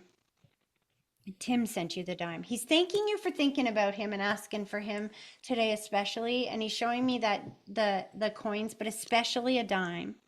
Have you found change recently? Yeah. I did actually the other day. I found her maybe a week ago. I always say thank you above when I find a dime mostly in an odd place too, right? Is your mom on the other side, hun? Yes, she is. Because she just cussed him out, going, way to take all the credit for that. I send dimes too. I know I'm not invited to this one, but you got to let her know it's not all them. It's me too. She's a little, she does not want him taking the credit for that, let me tell you. Okay. He said happiness looks beautiful on you. He loves the way that you are happy now. And he showed me your hair, Yeah. that you've changed your hair or that it looks beautiful. I don't know if you just got it cut, dyed, what, but he's like, I love it like that. Oh, good. It's funny because I get a lot of compliments on it, so So he's it's joining a the club. different color. See, I'm blind in one eye and can't see out of the other on these. I can kind of see the outline of your face. I can see it's dark. That's all I can see. Oh, okay. Yeah, it is. What? Okay, so I know that they like to tease you. I'll tell you that. Is your jacket like leather, pleather? That's so No. funny. Because all I could see was that you were wearing some kind of red shirt. That's why I had to put my glasses on because I saw the red, and then he's playing the song Thriller in my head and showing me like Michael Jackson's red leather jacket. And he's like, Thriller! He's like, you look like Michael Jackson. Like he's teasing you. Oh, no. I don't have a jacket on and I don't What are you have, wearing? I got a shirt on. Oh, it's like a red flannel It's shirt. like plaid or something. Yeah. He's totally teasing you. That's his love language, he said. Well, the first one always liked to tease. He teases everybody, so. And they're hanging around together. He's like, remember I told you I was covered in cigarette smoke? What do you think we're doing over here? We're hanging out. We're having fun. He's learned to tease you too. Oh, good.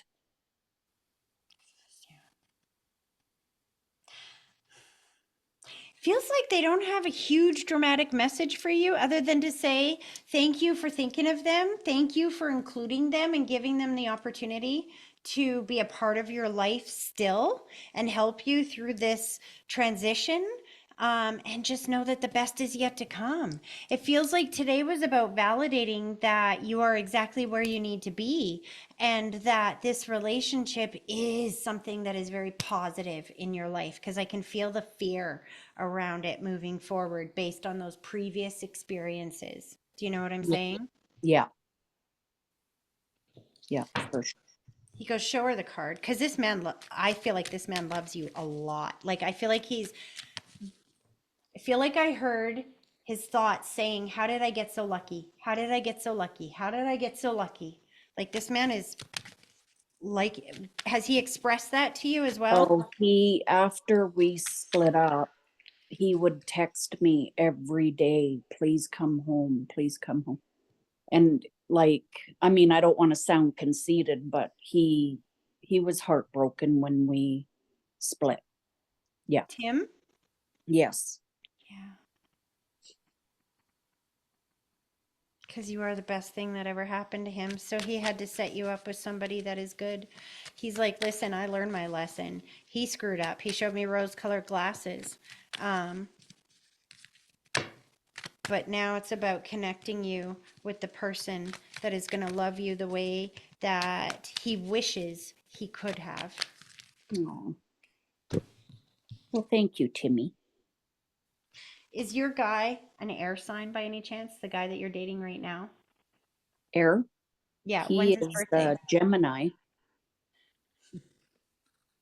Air sign. This is him right here. So I pulled a card. I'm like, what is coming up for her with this relationship? Boom, you got the King of Swords. He's an air sign. This is his sign in tarot, but he's the king. This is not a little boy you're dating. This is a man who's coming into your world at the right moment, at the right time to love you the way that you deserve to be loved. And what is so beautiful about that is the card on the bottom of the deck is the World card, success. It's a successful conclusion. It's the end of one cycle and the beginning of a new one. This is the end of you being single and the beginning of a whole new world around you. Oh, nice. I'm excited to be with him. Tim's 'Cause excited. I've never ever had anyone treat me the way he treats me. Like it's, when you say this is almost too good and you kind of put your guard up. But I know he is genuine.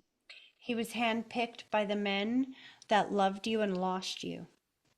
No, Oh, he just gave you a flower.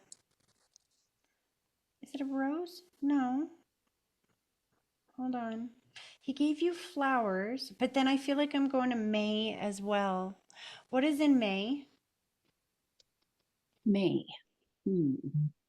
Oh, I'm such an idiot. Is your guy's birthday in May? Gemini is May. No, it's June 1st or 5th. Okay. But we met in May at my grandson's graduation. I knew there was a connection there with the flowers, the rose.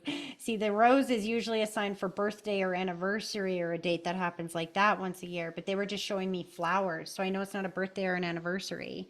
Um, if it was a graduation, that's still an event, you know what I mean? And Yes. that's what he's trying to show me. Oh, yeah. Mm. Now your mom's singing that song, Every Little Thing's Gonna Be All Right, as they're pulling their energy back. Have you seen birds and feathers a lot recently? No. Well, no, I didn't. There's lots of birds next door but they're just over there. So yes, I do see lots of birds, but That's an example of what you think is just coincidence, random coincidence, is actually your loved ones all around you, whether or not you're talking to them or aware of them every day in your yard, they're all around you. Do you know what I no. mean? Yeah. Aw, this is like the best, going to be one of the best years of your life. So they just want you to enjoy it. Take time to smell the flowers and get excited and just keep thinking about, see, it's not an accident in the order the messages come through. They want you to keep thinking about what do you want from this relationship, and don't think about it's too good to be true. Because if you think it's too good to be true, the universe will be like, it's too good to be true. Make it too good to be true. Right. Don't want that. You're going to say, thank you, this is awesome. And then Yes. something about the job will come with the change in frequency. Oh, Are you getting a promotion in your job or changing jobs? What's going on with that? well, no, we're changing, like I work for Alberta Health Services Uh-huh. and it is changing from Alberta Health Services to Alberta Health. But I love my job and that's what's making it hard to leave here. Ah, see, when you change your frequency about how you think about that and say, I love this job so much, it's going to get even better. I'm getting a job in the same industry in a different way that's even better than the one that I have. That is awesome. Do you see what I mean? Your Yeah. frequency around your excitement with your relationship is going to match the job that comes in. So when you move, you have to move cities. Yep. When you move, the job that comes in will match your happiness. So make Yay. sure you are happy about it. It's all there. The best is yet to come. Oh, because I always say if I could pick all of this up, my work and take it with me. You And that's can. what This is how yes. you do it. You say, thank you for showing me the job that is like this one, but better. Thank you for lining it all up for me so that it's an easy, smooth transition. Yeah. Thank you for, and then watch how quickly that develops. Okay. That's awesome.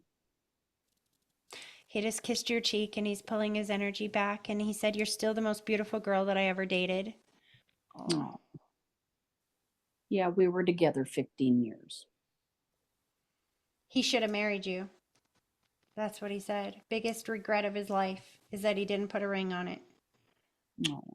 But what is meant to be will always find a way. And maybe it wasn't him that you were supposed to be with because he had some lessons to learn.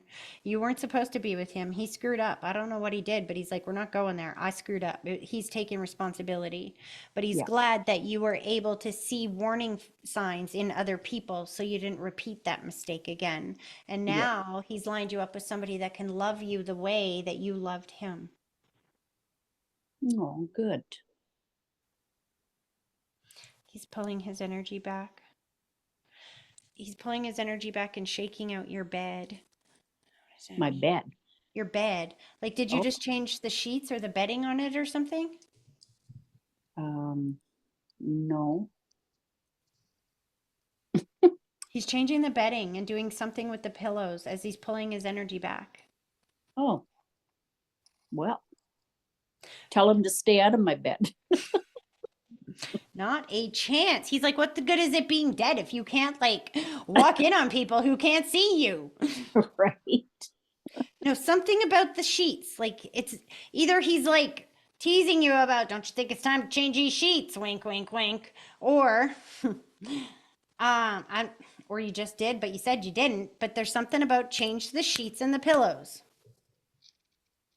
Well, I put, not probably a week ago, I put what I call my summer sheets and winter sheets. Perfect. That's still close enough within a week of us communicating. He's like, see, you got a husband on the other side or a boyfriend that wanted to be a husband who is wanting you to know that he's a fly on the wall and he can see everything. So, of course, he's going to, as he's pulling his energy back, remind you that he's there with you. He can see the bed. He knows you just changed the sheets. You got nice, clean sheets. And it's just a way of saying, I see you, teasing you. Oh, boy. And when you I know smiled, the he's night he died, I came home from work and I turned my TV on and it was weird, Tracy. Well, it wasn't weird. It was him. I knew it was him because his favorite show that he used to watch flashed on the TV and then I couldn't find it. and he's like, and you haven't watched it since. No, because it was the old westerns he used to watch. But see, remember I said it's not an accident in the order that these messages come through. And even if I'm not reading you directly and a message comes through for somebody else that sounds like it's for you, it is. And the Yes. lady right before you, her husband kept saying, watch my shows, please. Watch my shows, please. Yeah. And now Yeah. you're telling me that. And he's going, exactly. And she hasn't watched the show since. What good was that? Yep, exactly. When you're But I missing him, really feel him more than I have ever felt anybody around me. I feel him the most, even out of my mom, dad, sister. Like I've never felt, I never because it's felt, love. yeah, It's love. You feel love. And it's not that your family didn't love you. Of course they did. It's just that this man longed for you. He hmm loved you so deeply that when his soul transitioned, he still goes everywhere with you. And he's been working overtime to make sure that he lines you up with the happiness that he feels like he owed you before he will back up a little bit yeah, because it's about making it right. And that's why you have feeling him so strongly. It's the least he can do. yeah. Does that make sense? And he doesn't have to ever back up. Like he can stay in my life forever. You know what I mean? Well, he's got a sense of humor. So remember that when things get funny. Right. Okay, sweetie, I'm going to let him pull his energy back, but I hope that that was helpful. Oh, Trace, you're always so amazing. I appreciate you. Aw, I appreciate you right back. Thank you. All right. Have an awesome rest of your day. You as well. I will. Until next time. Mwah. Okay. Bye-bye. Bye-bye. All right, Sherry, I'm coming to you. Coming to you. Trace, I'm gonna remake you host real quick because I gotta go put my computer on the charger. I'm near dead. Okay, no worries. I'm gonna get off. Okay, no worries. Thank you. Sherry, hello. Hi, How are you? good you? Good. Funny, your loved ones are a little impatient. Earlier, I was going back and forth. Where am I going? Where am I going? As I'm coming to you right now, I just heard it's about time. Who is it you want me to connect to, hon? My uncle that just passed away this year. Gotcha. Speaking really fast or with an accent. Do you understand that? Yep. Okay. We haven't even connected yet. That's just what I can pick up already. Okay. Feet on the floor. Let's do this connection exercise. Ready? Yes. I want you to close your eyes and then I want you to take a deep breath. Picturing that deep breath starting at your big toe, slowly pulling it all the way up through your body, and then blow it directly towards me and give me a minute to focus.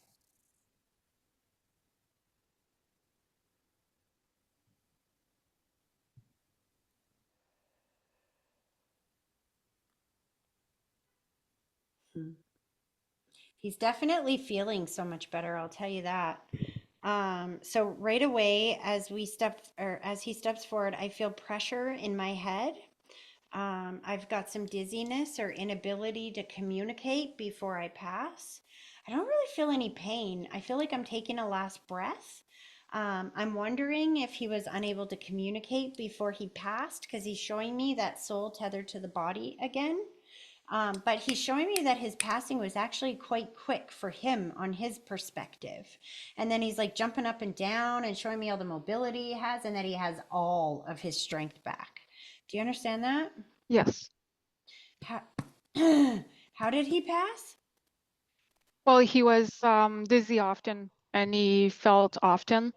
So the family put him into the hospital and make some tests, and then he refused all the tests. And a couple of days after, he passed away. Got ya. And then he's proud of that, I'll tell you right now, because he's singing, I did it my way. He doesn't want you to feel sad about that because he didn't want to be a burden to anybody here, is what it feels No, like. that's right. He just wanted to be able to go when it was his time, and he's thanking you guys for respecting that decision. Good. Is he French? Yes. Because right away, all I can hear is like really fast. And I'm like, what does that mean? Is this French or another accent? And then I just literally heard, Je t'aime mon chéri, je t'aime mon chéri, which is one of Oh. the only things I can remember from my grandma because I was French. Hmm. Spoke it when I was a kid, not now. He's very much reunited with a bunch of family on that side as well, and very relieved to be reunited with them on that side. One of his parents for sure. Are both of his parents on the other side? Because I feel like Yep. one was there for some time before he Oh, yeah. passed. Yeah, for sure. Is that dad? No, it's my grandpa. Oh, his dad. Yeah. Yeah, his dad. That's what I Yeah. meant. Because he's like, he's here, he's here, he's here. I think his mom is there too. Yeah. But I think dad was there for a very long time before he Yes. passed. Yes. So he needs you to know that they're all together. I'm seeing the light switch, which is my symbol for choices and decisions around somebody's passing, and gratitude that we made all the right choices and decisions. Was he cremated? Yes. I feel like he's giving a lot of reassurance about that, and he's again showing me the light switch. Was somebody not sure on what to do when he passed, like cremated or buried, or why would he be emphasizing that we made all the right choices and decisions around my passing? Well, one daughter didn't know what to do, or she was having a hard time to let him go. He's thanking them for making the choice that they did because are his ashes like do more than one person have his ashes or have they been spread No, they put it with my aunt, that is his wife. like in her grave? No, they are exposed outside, but in a little house, but they are together. Okay, they're outside in a house that they're like Yeah, buried. it's in a cemetery, and Oh, I they see. are, yeah, and it's the little house that they have over there. So you can either bury them or just leave it in like a little box. So Got they are together in that box. yeah. um I can feel like, is there another person that's going to be put with them as well? Like I see that there's space for more. And I don't know if he's being funny or if you really have another person that's going to go in that box. My dad and my mom are beside them. Oh, shoot. Okay. Okay, gotcha. So this sometimes spirit will use one sign or symbol that will only relate to one person to bring them forward. This is what he's doing. He's letting me know that he's not alone over there because I can see more than one ashes or ashes in more than one space. You know what I mean? It's not just Yeah, two, it's more than that. yeah. So they're together with your parents as well. Well, my parents didn't pass away yet, but they would They have will. their spot. They already made the arrangement to be with them. Yeah. So he's just waiting for them. Not any hurry, but he will be there when they get there. He's talking about somebody graduating or something. Do you know who just graduated or is coming up on graduation? Well, my son graduated his sixth grade. But other than that, I don't know. Just this last, so it would have been in the summer and he's going back to school now. It's Yeah. interesting when you said that, your uncle's like, yes, and I get to see everything now. I get to be a part of everything now.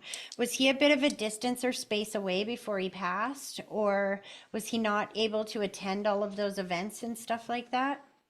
Yeah, he passed away in January this year. So, yeah.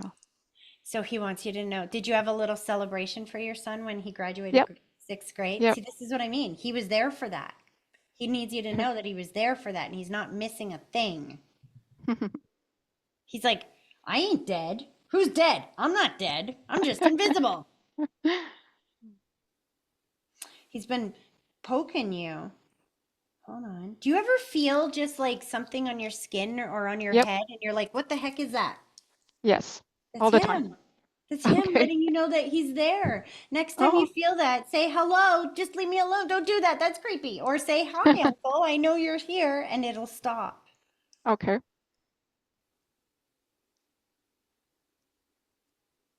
Oh, he loves watching you be a mom. Do you have two kids, though? No, only one. But my sister, she has also a son. Got ya. Because he's showing me watching over the two of them.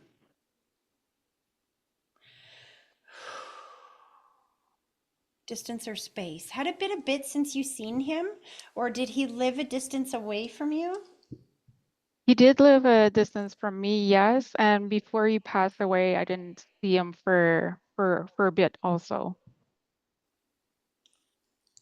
He's like, that's okay, because he didn't want to see you to see him in that weakened um, energy. He's a Okay. very strong guy. Hey, Yeah. like he's coming through saying, I don't want you to remember me like that. I don't want to be nobody's burden. I want you to remember me strong and capable and helpful. Yeah. And then he gave you a lawnmower. Oh.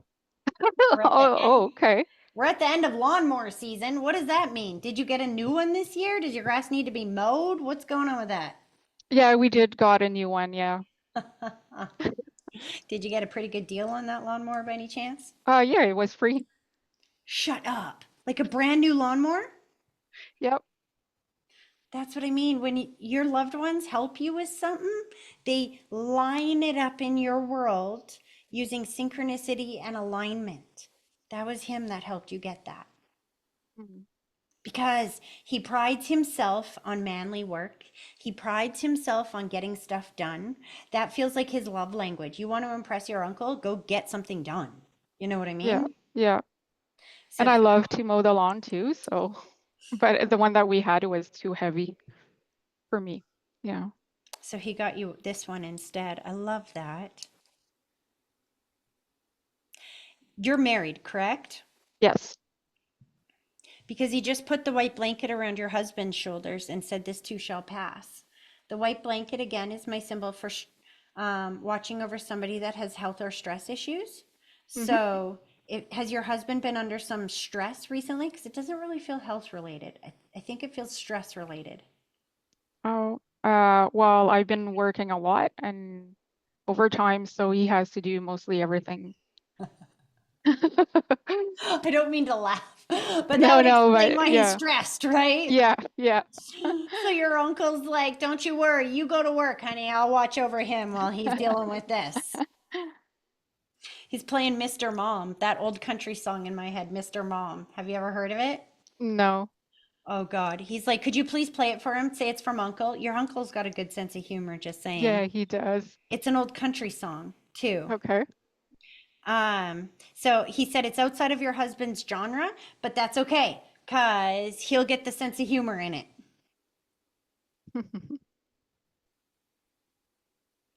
He's got a baby on the other side as well. Are you guys thinking about having another baby? Nope. Did you lose one? Yes. Because he's got the soul of that child on the other side. Oh, nice. And the dog. Oh, yep. Do you still have the collar? Yes. Because the dog showed me the collar. He's like, talk about the collar, talk about the collar, talk about the collar. Yep. We still have it. But you have a new dog? Yes. He's like, and he didn't get my collar. Nope. See little tiny details of things I can't know so that you know they're with you.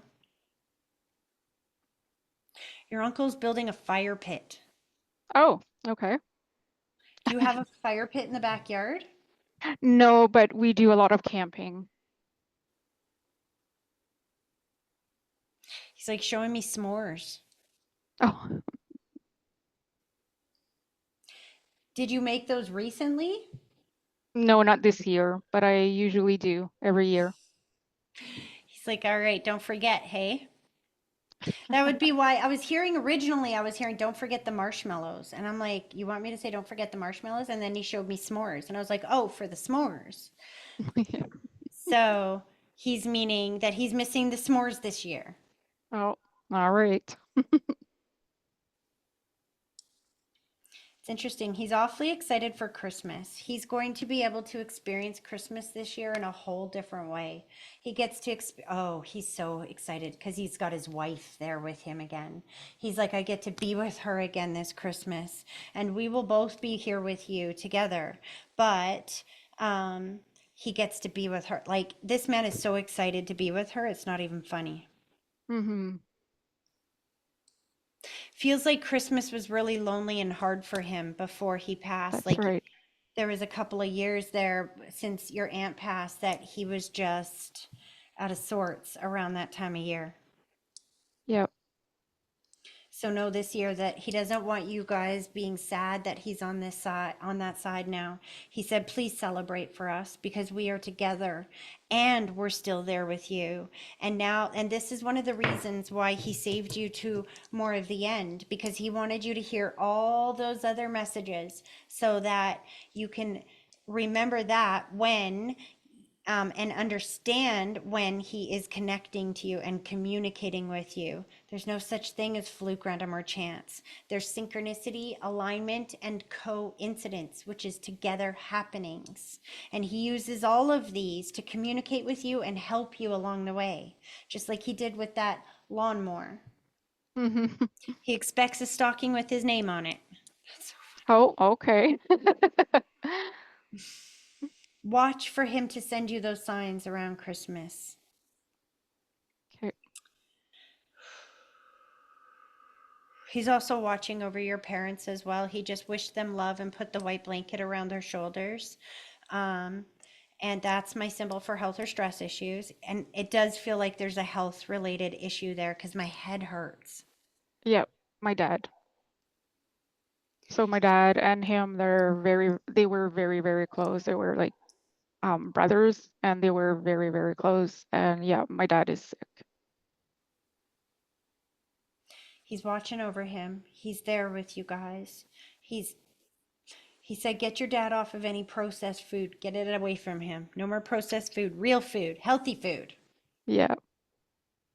Does he like cereal? Yes. Because I keep seeing cereal and your uncle's throwing it in the garbage. He's like, this is trash. Don't eat this. All right.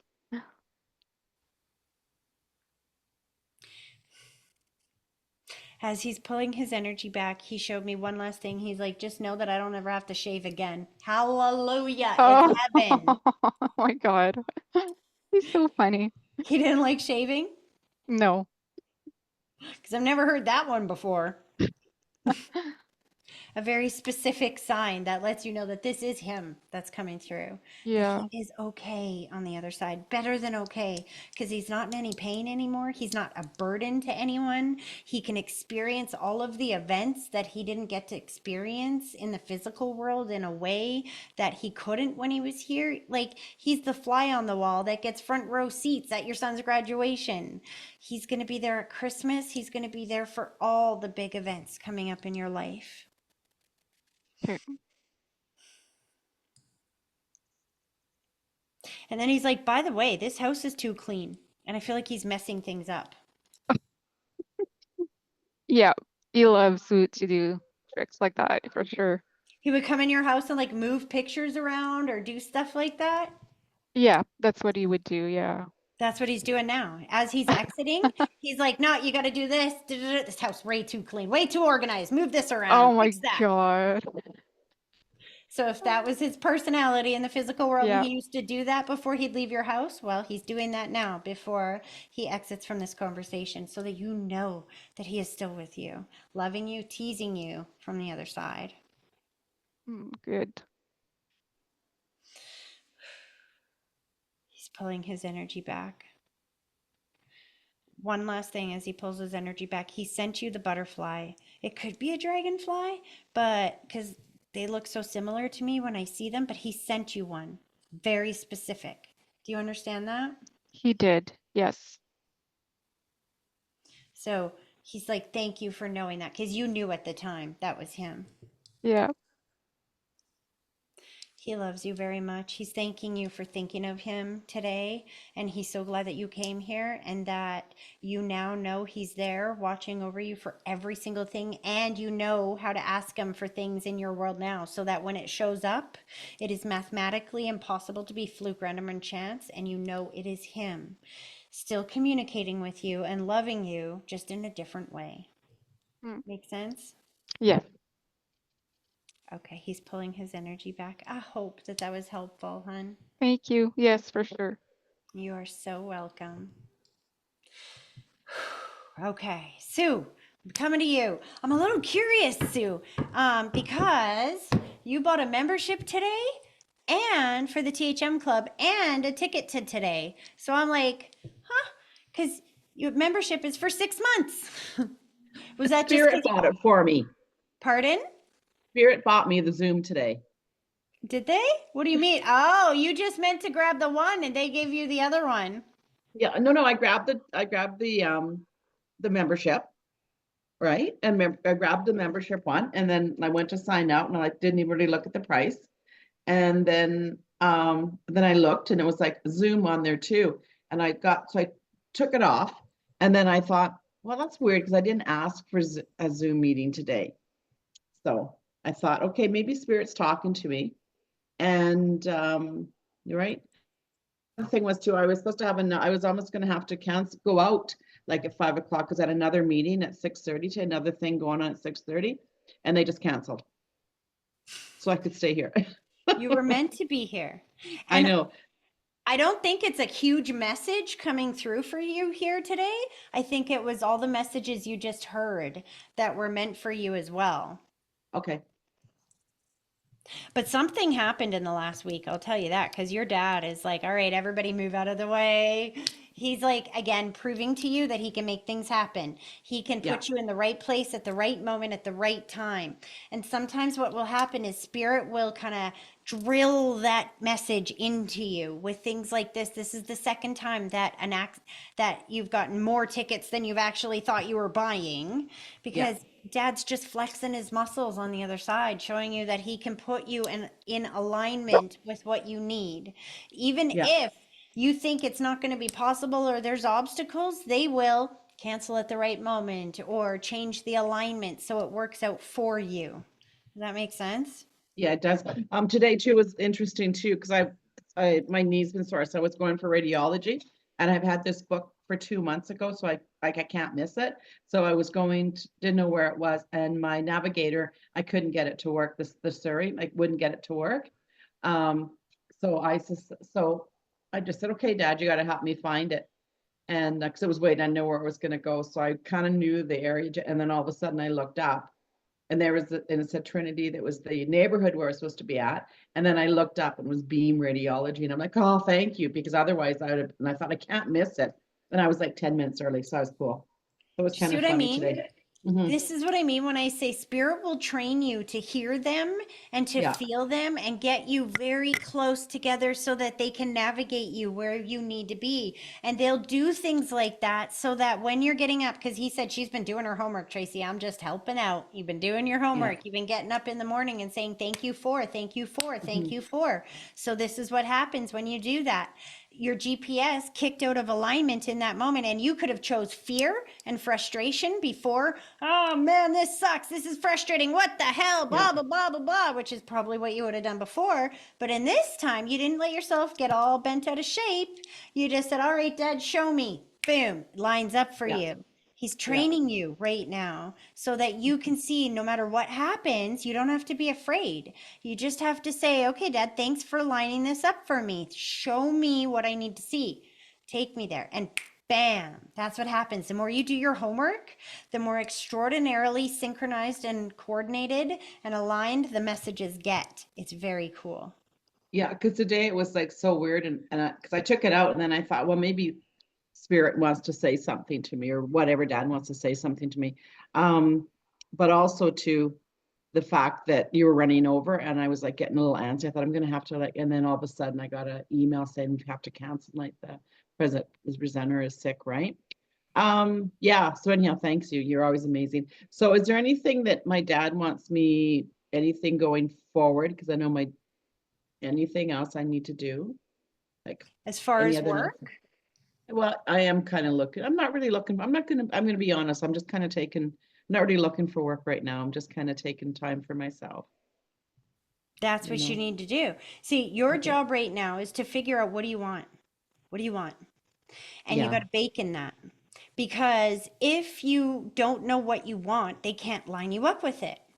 And Okay. you'd be Yeah. surprised how many people are running around making their choices and decisions based on what they think they have to do, based on what they think that their limited options are, based on those kinds of things. Do you know what I mean? Your Yeah. dad right now is very detailedly training you, that he's guiding you, and you are in alignment. If you weren't in alignment and able to hear his voice and instructions, then when you got lost, he wouldn't have been able to help you get found. Do you see what I'm Yeah. saying? Yeah. Spirit communicates with literal representations of what they mean. So if you are lost, you are not lost. You are just being guided and directed. You can't see where you're going yet, but he can. He's leading you right there. So what is your job? Your job is to figure out what do you want, what is the destination? As long as you know the destination, spirit will be in charge of the guidance. Your job is not to figure out how to get from where you are to where you want to go. Your job is to be thinking every day about the destination and being grateful, thanking them for the destination that is coming to you. It's not here yet, but you know it's on its way. And trusting your dad to put you in the right place at the right moment at the right time to deliver what you've asked for.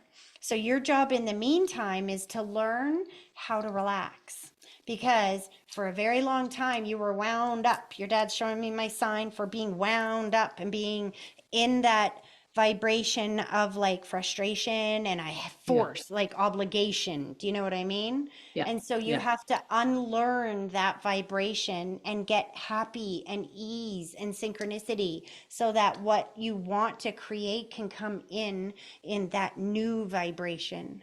Does that make sense? It does. But the other thing I was going to ask you too, do you think that people are destined for certain things in their life? Like we're all put in here for a purpose. And I kind of feel that way. It's like, I mean, I kind of know what I want to do in that, but um, I just, I don't know. Like it's not like, I don't know. Mm-hmm. Like I know sometimes what you're you're just trying like, to say. yeah, Yes, just, we are here for a purpose. So, for example, I didn't know when I was a child and I was experiencing the other side and this side in very bizarre ways that it was happening for me. I didn't know when, for example, I left school one day at the age of like 9 and God led me through back alleys. I don't know if did you hear that story when I gave it on live? When I was a little Yeah. girl, I left school one day. I grew up in a very abusive household. And one day when I went to leave school, um, somebody in my head said, "Don't you go home. They're going to beat you so bad that you Oh, might not wow. live. So do not go home. I'm going to guide you somewhere else. I'm going to take you somewhere safe. Just follow me. I'll keep you safe." And so I followed this voice. And I know now, looking back, that it was God. At the time, I didn't know. I was just a kid following the instinct in my head. Do you know Yeah. what I mean? And this voice told me, it kept telling me that I had a purpose in this world, that I was going to do something amazing in this world, but I had to be able to hear their voice and they had to be able to keep me alive so that I could do this. If I went home right now, I might not live. So you got to just trust them and don't let the cops see you. They're looking for you. By the time it Oh, got wow. 8, 9 o'clock at night, don't let the cops see you. And this voice would tell me, there's a cop car that's about to drive down, because he had me walking up and down alleys. And he said, this cop car is about to come around the corner. So you better jump in that garbage can to hide so they don't see you. Because if they see you, they're going to take you back. And I remember arguing with that voice, going, "No, I'm not jumping in that dirty, gross garbage can." And it's like, do it now. And so I did. And I jumped in the car, in the garbage can. And sure enough, a minute later, the cop car comes down the alley and drives away. And then the voice is like, "See, I told you, I'm keeping you protected." So anyway, that went on for hours until it was like 9:30 Jeez. at night, and then it got dark and I got scared and I couldn't hear the voice so much anymore. And I was like, "Okay, I just need to go home. I don't know where I am. I'm hungry. I haven't eaten anything. I'm scared. I got to go home." So I made my way, kind of like you did with your GPS that was broken. Somehow I ended up on my street. And as I got to my house, it was lit up like a freaking Christmas tree with all the cop cars all the way around. Oh, And when I wow. walked in the door, they were like, "Where were you?" Whoops, I was like, knock over my microphone. They're like, "Where were you? What happened?" And I told them I was walking up and down the alleys. They didn't believe me because the cops said we cruised those alleys a number of times. You were not there. And I'm like, "Yes, I was. Every time that you were coming, the guy told me to jump in the garbage can." And they're like, "What guy?" And describe him. And I'm like, "Well, he didn't have a face." And so now they went and told my mom that I'm just a storyteller making up stuff Oh, yeah. and that your daughter needs help. She's a troubled kid. And when they left, I got my ass beat. Now, let me tell you, that was just one experience. I reported crimes that other people couldn't see. Again, labeled the storyteller. Turns out that crime happened 10, 15 years before. So they would accuse me of finding out about it, learning about it, reading about it, and then telling it as if I saw it right Oh, now. yeah. And these kinds of things. What I'm trying to say here in this long, detailed story is that the events of your life are not an accident.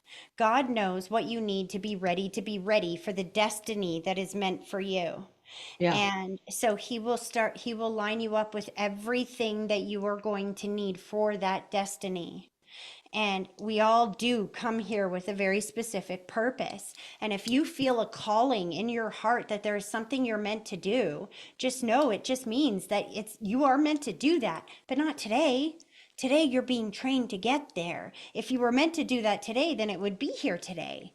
So these experiences that you had in the past were designed to get you ready to be ready for your destiny when it comes. But first you have to be trained for it. Okay, that makes sense. Does Yeah, that and make that's how I sense? feel, right? Yeah, I Yeah. feel. My dog is being very, he wants to play. I don't know what I don't know if my dad's here or what, but my dog seems to be like quite today, like, you spend time with me. Well, That's his because your attitude. dad said in the beginning that he was going to keep this short, that he brought you here today just to prove that he is lining you up. That was his whole point in getting you here today, was to let you know that he has the power and the ability to put you in the right place at the right moment, at the right time, to give you the clarity and the message that you need. Trust that. Your Okay, only job in the meantime is to be as happy as you possibly can. To know that, okay, yes, there is a destiny waiting for you. But just like me, from the time that I was a little girl until the time that I was like 30, 35 years old, I didn't know that this is what it was. I yeah, just knew that I was following the footsteps of where I was supposed to be. That's what you're doing right now. okay, just trusting, right? Can you give me any advice on mom? Because my mom, I just feel so bad for her. She's so lost, really, trying her damnedest to move into, really she's moved in, we've got her into a new place and really, really hard to fit in, but I know she's just sad. And it's just, it breaks my heart to see her like that. When you ask about mom, my throat hurts. Yeah. I think she does have problems with her throat.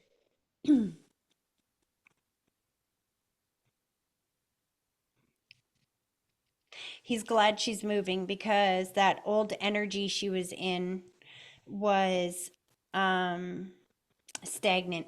So it's kind of like if you smoke in a house for 50 Yeah, years and then you leave the house for a couple of days and you come back in, what do you smell? yeah, So if his energy is baked in a space, yeah, then every time she's in that space, she just experiences his absence. So yeah. the fact that she's moving to a new space is going to help her to feel good in this new space without experiencing his absence every single day.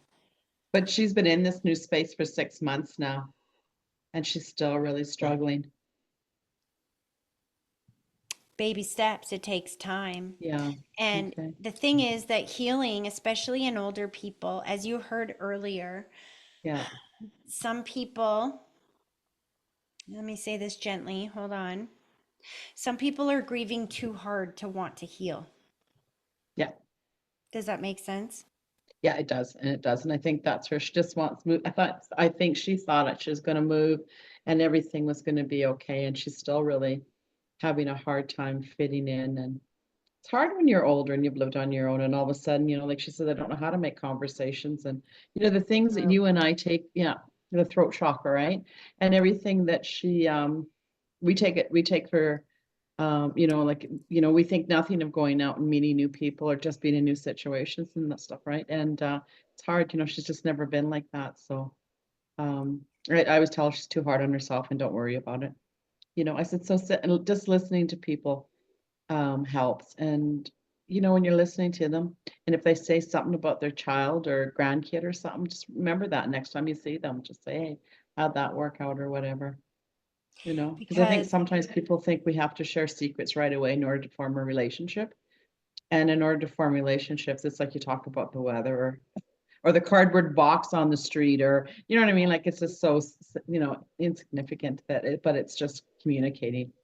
so in this situation, what you do is you thank, because dad's already showed you that he can use synchronicity and alignment to put people in the right place at the right time, right? Yeah, So what you do is you get up every day and in your homework you say thank you dad for sending mom friends. Thank you dad for giving her the helping her open up her throat chakra. Thank you dad for sending her whatever she needs to heal through this right now. Not her body, yeah, her heart. Thank you for and yeah. start asking for the things that your mom needs to heal. Okay, sounds And good. he just said, just remember, you hear that old saying, time heals all wounds? That's bullshit. It's And I what you know. do in the time that heals those wounds. Yeah, And your mom has kind of stayed stuck since he passed in the grief. And so long as she's focused on the grief and that he's not here, then she can't heal. But I think sometimes people too, what they do is like, especially mom, well, she's never really lived a life without, she can't imagine a life without dad. But I think sometimes too, they stay stuck in that grief because if they move on, there's the guilt and there's all those negative things, and it's not, and that's the problem, I think, is that if I move on, I'm going to forget your name or your voice. I'm going to forget your laugh. And I think that's really, especially when you've been together for 65 years, you know what's right? really cool about what you just said? Is that everything happens at exactly the right moment and exactly the right time. And you are working on your happiness right now, Yeah, your frequency. What did dad say to you? That's your homework, is making sure you are as happy as you can possibly be, because you are leading by example. When you can show mom that you can live and thrive in joy and happiness after dad's passing, then you teach her how to do the same thing. She will yeah. live. As a parent, you have children. No, well, I have a Labradoodle, so yeah. That I don't think that's going to work in this scenario, but that's okay. Okay. You'll still be able Yeah. to understand this. As parents, all we want for our children to make us feel happy is to know that they are happy. If they're happy, we're okay. Do you know what I mean? Yeah. So your Yeah. mom It knowing still that works with Labradoodles. Okay. Knowing your mom is, or your mom knowing that you are thriving and happy is going to give her the permission to be thriving and happy as well. You're leading by example, teaching her, even though she's older than you're teaching her on this one. So you being in this moment, in this time, opening your heart and learning how to be happy is teaching her how to be happy at the same time. It's all connected. Good. Okay, good. Thanks, Tracy. You're Appreciate you. welcome. Appreciate Yeah, you so it's coming not, back. so I'll see you at the members meetings now. It's every Tuesday and every Saturday. Just come to the Okay. ones that are convenient for you. Okay, sounds good. Thanks, Tracy. Take care. You're Have a good welcome. one. You Okay, too. bye-bye. Bye. Okay, Christina, we're here. It's always comes down to you and me, and everybody else is gone. So now we have the whole screen to ourselves. Yeah. So, kiddo, you got this surgery coming up for your hand, which is really good because there's a big break coming after this. Like as I was saying before, I think before we even hit record, is that you were asking for a break before this happened, right? Before you broke your hand, you were asking the universe for a break. Yeah. Next time we got to be more specific, hey? Not the finger. I mean a break as in make things happen for me. That kind of break. But at the same time, they're laughing about how that, well, you still get your break, you still get time off, and you get paid time off now. Yeah. Just know that they're all watching over you for this surgery and it's going to be okay. You're going to I'm sail kind of through really this. nervous, to be honest. I know. That's why they're showing me that they're all watching over you and you're going to be fine. This is when it's important to do your homework. Do you understand? It's more important to do the homework now than ever before. You get up every single day and you visualize having perfect mobility in your hand. You visualize the surgery going better than expected. You visualize your healing going faster and better than it could have ever gone. You thank them for helping you through this. Do you see where I'm going with this? Yeah. Every day, sweetheart, every day. Want you to pick any canvas you want and throw a Is that your TV in the background? No, I mean, Sharif's TV's on. I don't have anything on. I can just hear it. Interesting. Slow this down. Timmy said it's going to be a lot easier to cook again. What does that mean? Have you been having trouble cooking with your hand? I'm having trouble doing everything. Yeah. Because I'm like one-handed, really. Yeah. You're literally healing in more ways than one. The universe lined you up with a way to physically heal because you are physically and emotionally healing right now. As you are coming into October, you are working on healing your heart around that month. And now your body is healing as well because everything will line up to match the frequency. You've been focusing on healing and healing and healing and healing through this hard day that you've got coming up, right? Yeah. So as your body is healing, I want you to visualize your heart healing through that as well. Tell us when to go into. Timmy's going to be with you that whole time. He's like, don't worry, Mom, it's not going to hurt. Promise. You're going to be good. And he's like showing me everyone signing your cast. You're going to have a cast. I don't feel like you have a cast right now, do you? Well, I kind of have a cast, but it's not like a cast where I can have people sign it. That's what I'm saying. But after the surgery, there's going to be like a big cast, right? I'm not sure. I have to get pins and stuff in my finger. It's a pretty bad fracture. No. But I if you fell think, hard. the more that you think about that, how bad the fracture is, the harder the surgery is going to be. So Oh no, I've been already trying to envision it going smoothly, thanking them for being with me and it going good. I'm just nervous because I've never been put under before. So, everybody's nervous their first time. Yeah, you'll be good, honey. You'll be good. I'm just And asking. actually the other day when I was trying to go to bed, I actually was asking Timmy, to come close so I could try to feel him, laying next to me. And I think that's why he still can't like wake me up in my dreams yet, because I still have so much trauma, because I could feel him getting close, because when I told him to come close, tears would just start rolling down my face. And Yeah. then I would tell him to back up, and then I'd be okay for a second, and then I would ask him to come close again, and the tears would start flowing, and I'm like, okay, I see. Yeah. That's why sometimes right after they pass, they can't get too close. It's kind of like if you haven't eaten for a week and then I line you up right in front of your favorite restaurant, is the smell of that restaurant going to flood you with all kinds of love and happiness and joy, or is it going to make your stomach hurt? Make my stomach hurt. Yeah.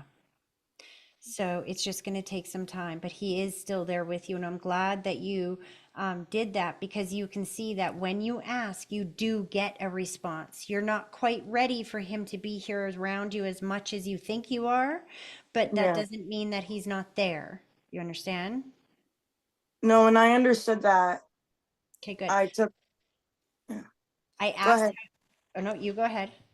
No, I'm done. Go ahead. I was gonna say, I asked how the surgery is gonna go. I love it. I love it. Let me tell you. First of all, you got the Page of Pentacles, which is a new skill or ability. It is working on a new skill or ability. You're going to have to learn how to write. Is it your right hand? No, it's my left. So you're going to have to, that's a good thing because you're right-handed, right? Yes. So you're going to have to learn to use that left hand all over again. But the other thing about this is that the pages in the tarot are children. This is a child that's going to be watching over you, your child. Yeah. And it came out with the Nine of Wands. See this card? This is kind of you right now. You're a little bit beat up. You're in tattered clothes. Each one of these rods behind him symbolize a battle or a journey that he has already been through and won, which is why he's a little bit tattered. But you know what? He's still here. He's still standing. He's like, you know what? I've faced 9 battles already. I'm good. I might be a little beat up, but I'm going to be okay. This card indicates resilience. And you know what? It came out with the World card. The World card is the most successful card in the deck. It symbolizes the completion of one cycle and the beginning of another. So this surgery, you're going to be okay, sweetheart. And you know what's really cool about this is the card on the bottom of the deck is the Strength card. The Strength card is not an easy energy. When this card comes up, it represents that you need strength and courage to face a situation. This card doesn't come up when everything's flying easy. It comes up when you need it. It's telling you have strength and courage, that your son's going to be with you. You're going to be strong and make it through this. And this chapter is going to be closed. This surgery is going to fix it. You're not going to need multiple surgeries. It's going to be one and done. You're going to be good. Do you understand? Yeah. Keep talking to him, sweetie. He's going to be there with you. And did you get somebody to look after Sharif for you for the night that the surgery is? Well, I think it's gonna be in the morning, but I'm not quite sure, because I gotta call them after 1 p.m. on Thursday and get the time. But I actually think I'm just gonna keep him home. Because I think he's gonna be too focused in school worrying about how mom's doing. No, listen No, to he's me. not going into surgery.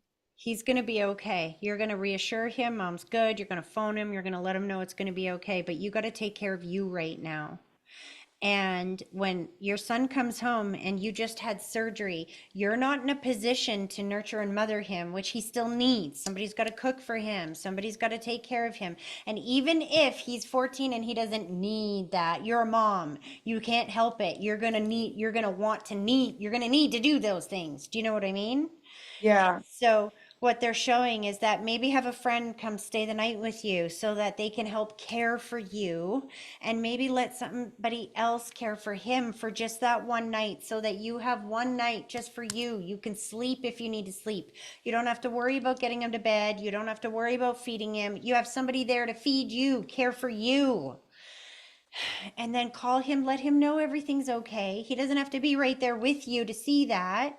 Just give him a call Yeah. when it's all done and don't shut him out or anything, but give yourself the time. Sometimes being a good mom is knowing when you need that break so that you can take care of you. That's the whole point of you breaking your pinky finger. The pinky finger symbolizes motherhood. Well, he was already gonna go and be at Amy's house, That's what I'm saying. That but I thought he was gonna come back with me after surgery, but I'll just see if she'll keep him. Yeah, definitely do that. And give yourself that break time where you don't have to worry about getting them up for school the next day. You don't have to worry about any of that stuff. You have such a beautiful, loving family around you, sweetheart. I know that there are people that are going to help you if you need it. You just got to ask. Can somebody come over and be with you that day?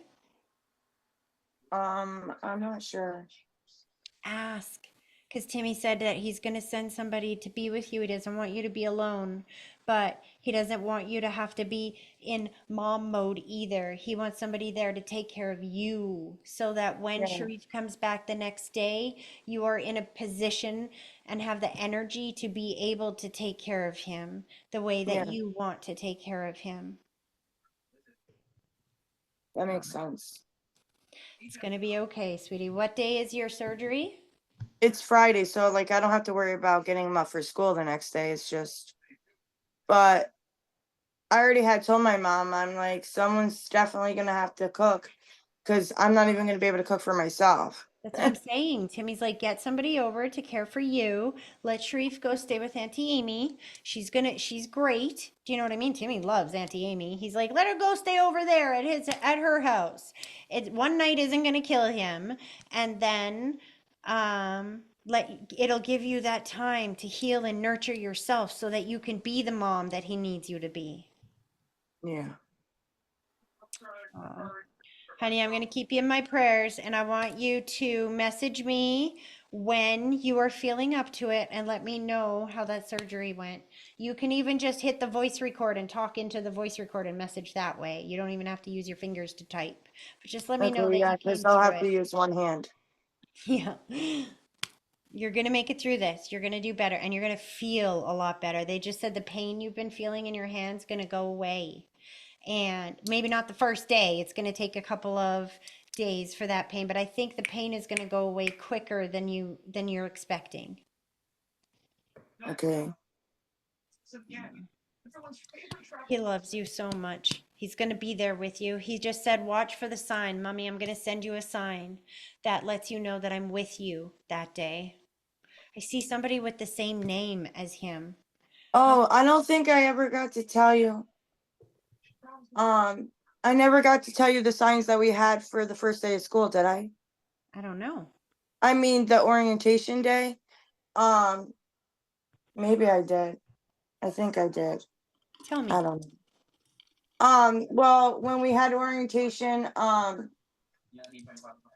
his number for school was 134 33. And we think of Timmy with 3, he was born March 3rd and all that on the 3rd. And then yeah. And then the other his locker was the number 12, which was the day he passed away, the number 12, 12 the is day also a 12. 3. Is it? Yes, because in numerology, you always add the numbers together until you get a single digit. Oh. 1 and 2 is Oh. 3. Oh yeah, that's true. Yeah. So there was a lot of A lot of signs. synchronicities around that, and there will be some synchronicities around your surgery as well. They're going to line you up with things that will let you know that your loved ones are with you. I keep seeing a name tag like Tim. So watch. Yeah, that came through today in the readings. What do you mean? The one guy name was Tim. In the Oh, readings today. see, Yeah. this is how you can tell I'm not channeling, or I mean, I'm not doing the talking, that I'm channeling. Spirit's talking because I And had at to one like, point, what? Yeah, and even at one point they literally said Timmy. And I was like, wow, that was ironic. Out of the whole time they were doing the message, they only said Timmy once. Yeah. Yeah, I always hear little things. That's why I like to listen all the time.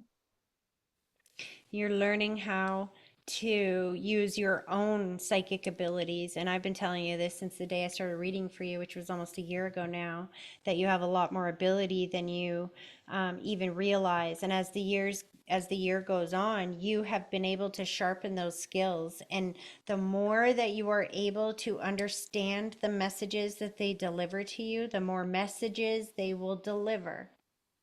Yeah. So watch around the surgery for those little synchronicities because he's going to flood you with them so you feel safe and loved. Okay. All right, hun. He's Thank you. pulling his energy back. I hope that was helpful. It was. I was just more. Yeah. I just wanted to see what he would say about the surgery. Super nervous. No, you are super excited. You are super grateful. You are super thrilled to be getting this over with and getting back to your life. You see what I'm saying? You got to speak the words that you want. Do you want to be nervous? No. There you go. So you're not nervous. You don't say that anymore. You're going to say, I am brave. I am strong. I'm excited to get this done and over with so that I can feel better. You've got to practice speaking those words. It's really easy to say, I'm scared, I'm nervous, I'm those things. But what you think and what you speak, you will get. So you got to practice on switching your brain. Every time you think I'm nervous, you're going to go, no, I'm not. I'm not nervous. They're all watching over me. They're going to make sure that everything is okay. They're going to send me signs and symbols. I have nothing to be nervous about. And I do not wish that for myself. If you understand that every time you speak something, you will create it, then you will learn not to speak the words that you don't want to see. It's like if you go into a restaurant, do you speak to them what you don't want? No. You speak what you do want. And I should have just had a big wake up call breaking my hand. You should have what? Say that I again? should have had a wake up call with breaking my finger. Yeah. Well, this is why your son is saying you're not nervous, Mom. You're excited to get this over with. You're excited to see the signs and symbols that I'm with you. You are glad that this too shall pass and that you're going to feel better. You're going to think about those things. You're kind of excited Yes. to see what it's like to be put under because it is kind of a funny feeling, let me tell you, when they give you that thing and then you're like, whoa, 10, 9, 8. Sometimes you get some really good dreams in that as well. So Really? try to enjoy the experience. And yes, this is an opportunity for Timmy to visit you in the non physical world and keep you safe there while the doctors are working on you here. Yeah, that would be cool. So think about it in that way. You're just going to go and visit with him while the doctors are working on you. Now, that's not something to be nervous about. That's exciting, isn't it? Super exciting. Keep saying that and watch how quickly and easily this surgery happens and how quickly and easily you recover. Okay, thank you. All right, sweetie. Go eat some supper or something. It feels like are you hungry? I ate while you were doing the readings. Got ya. I'm tired. I'm ready for bed now because I got to get up for a CT scan in the morning early after I get into school. Off He was onto the just, bus. he was like, okay, go eat now. And I thought he was talking to you, but I think he's talking to me because I just Yeah, finished a 48 because hour fast. And when we're done here, I get to go make some taco salad. So that was for me, not you. yeah, Aw. Have an amazing rest of your day, sweetheart. I'm sending you prayers every single day. You're going to sail through this, and I can't wait to see you here next Tuesday. I got it. All right, sweetie. Thank you. You're welcome. Bye.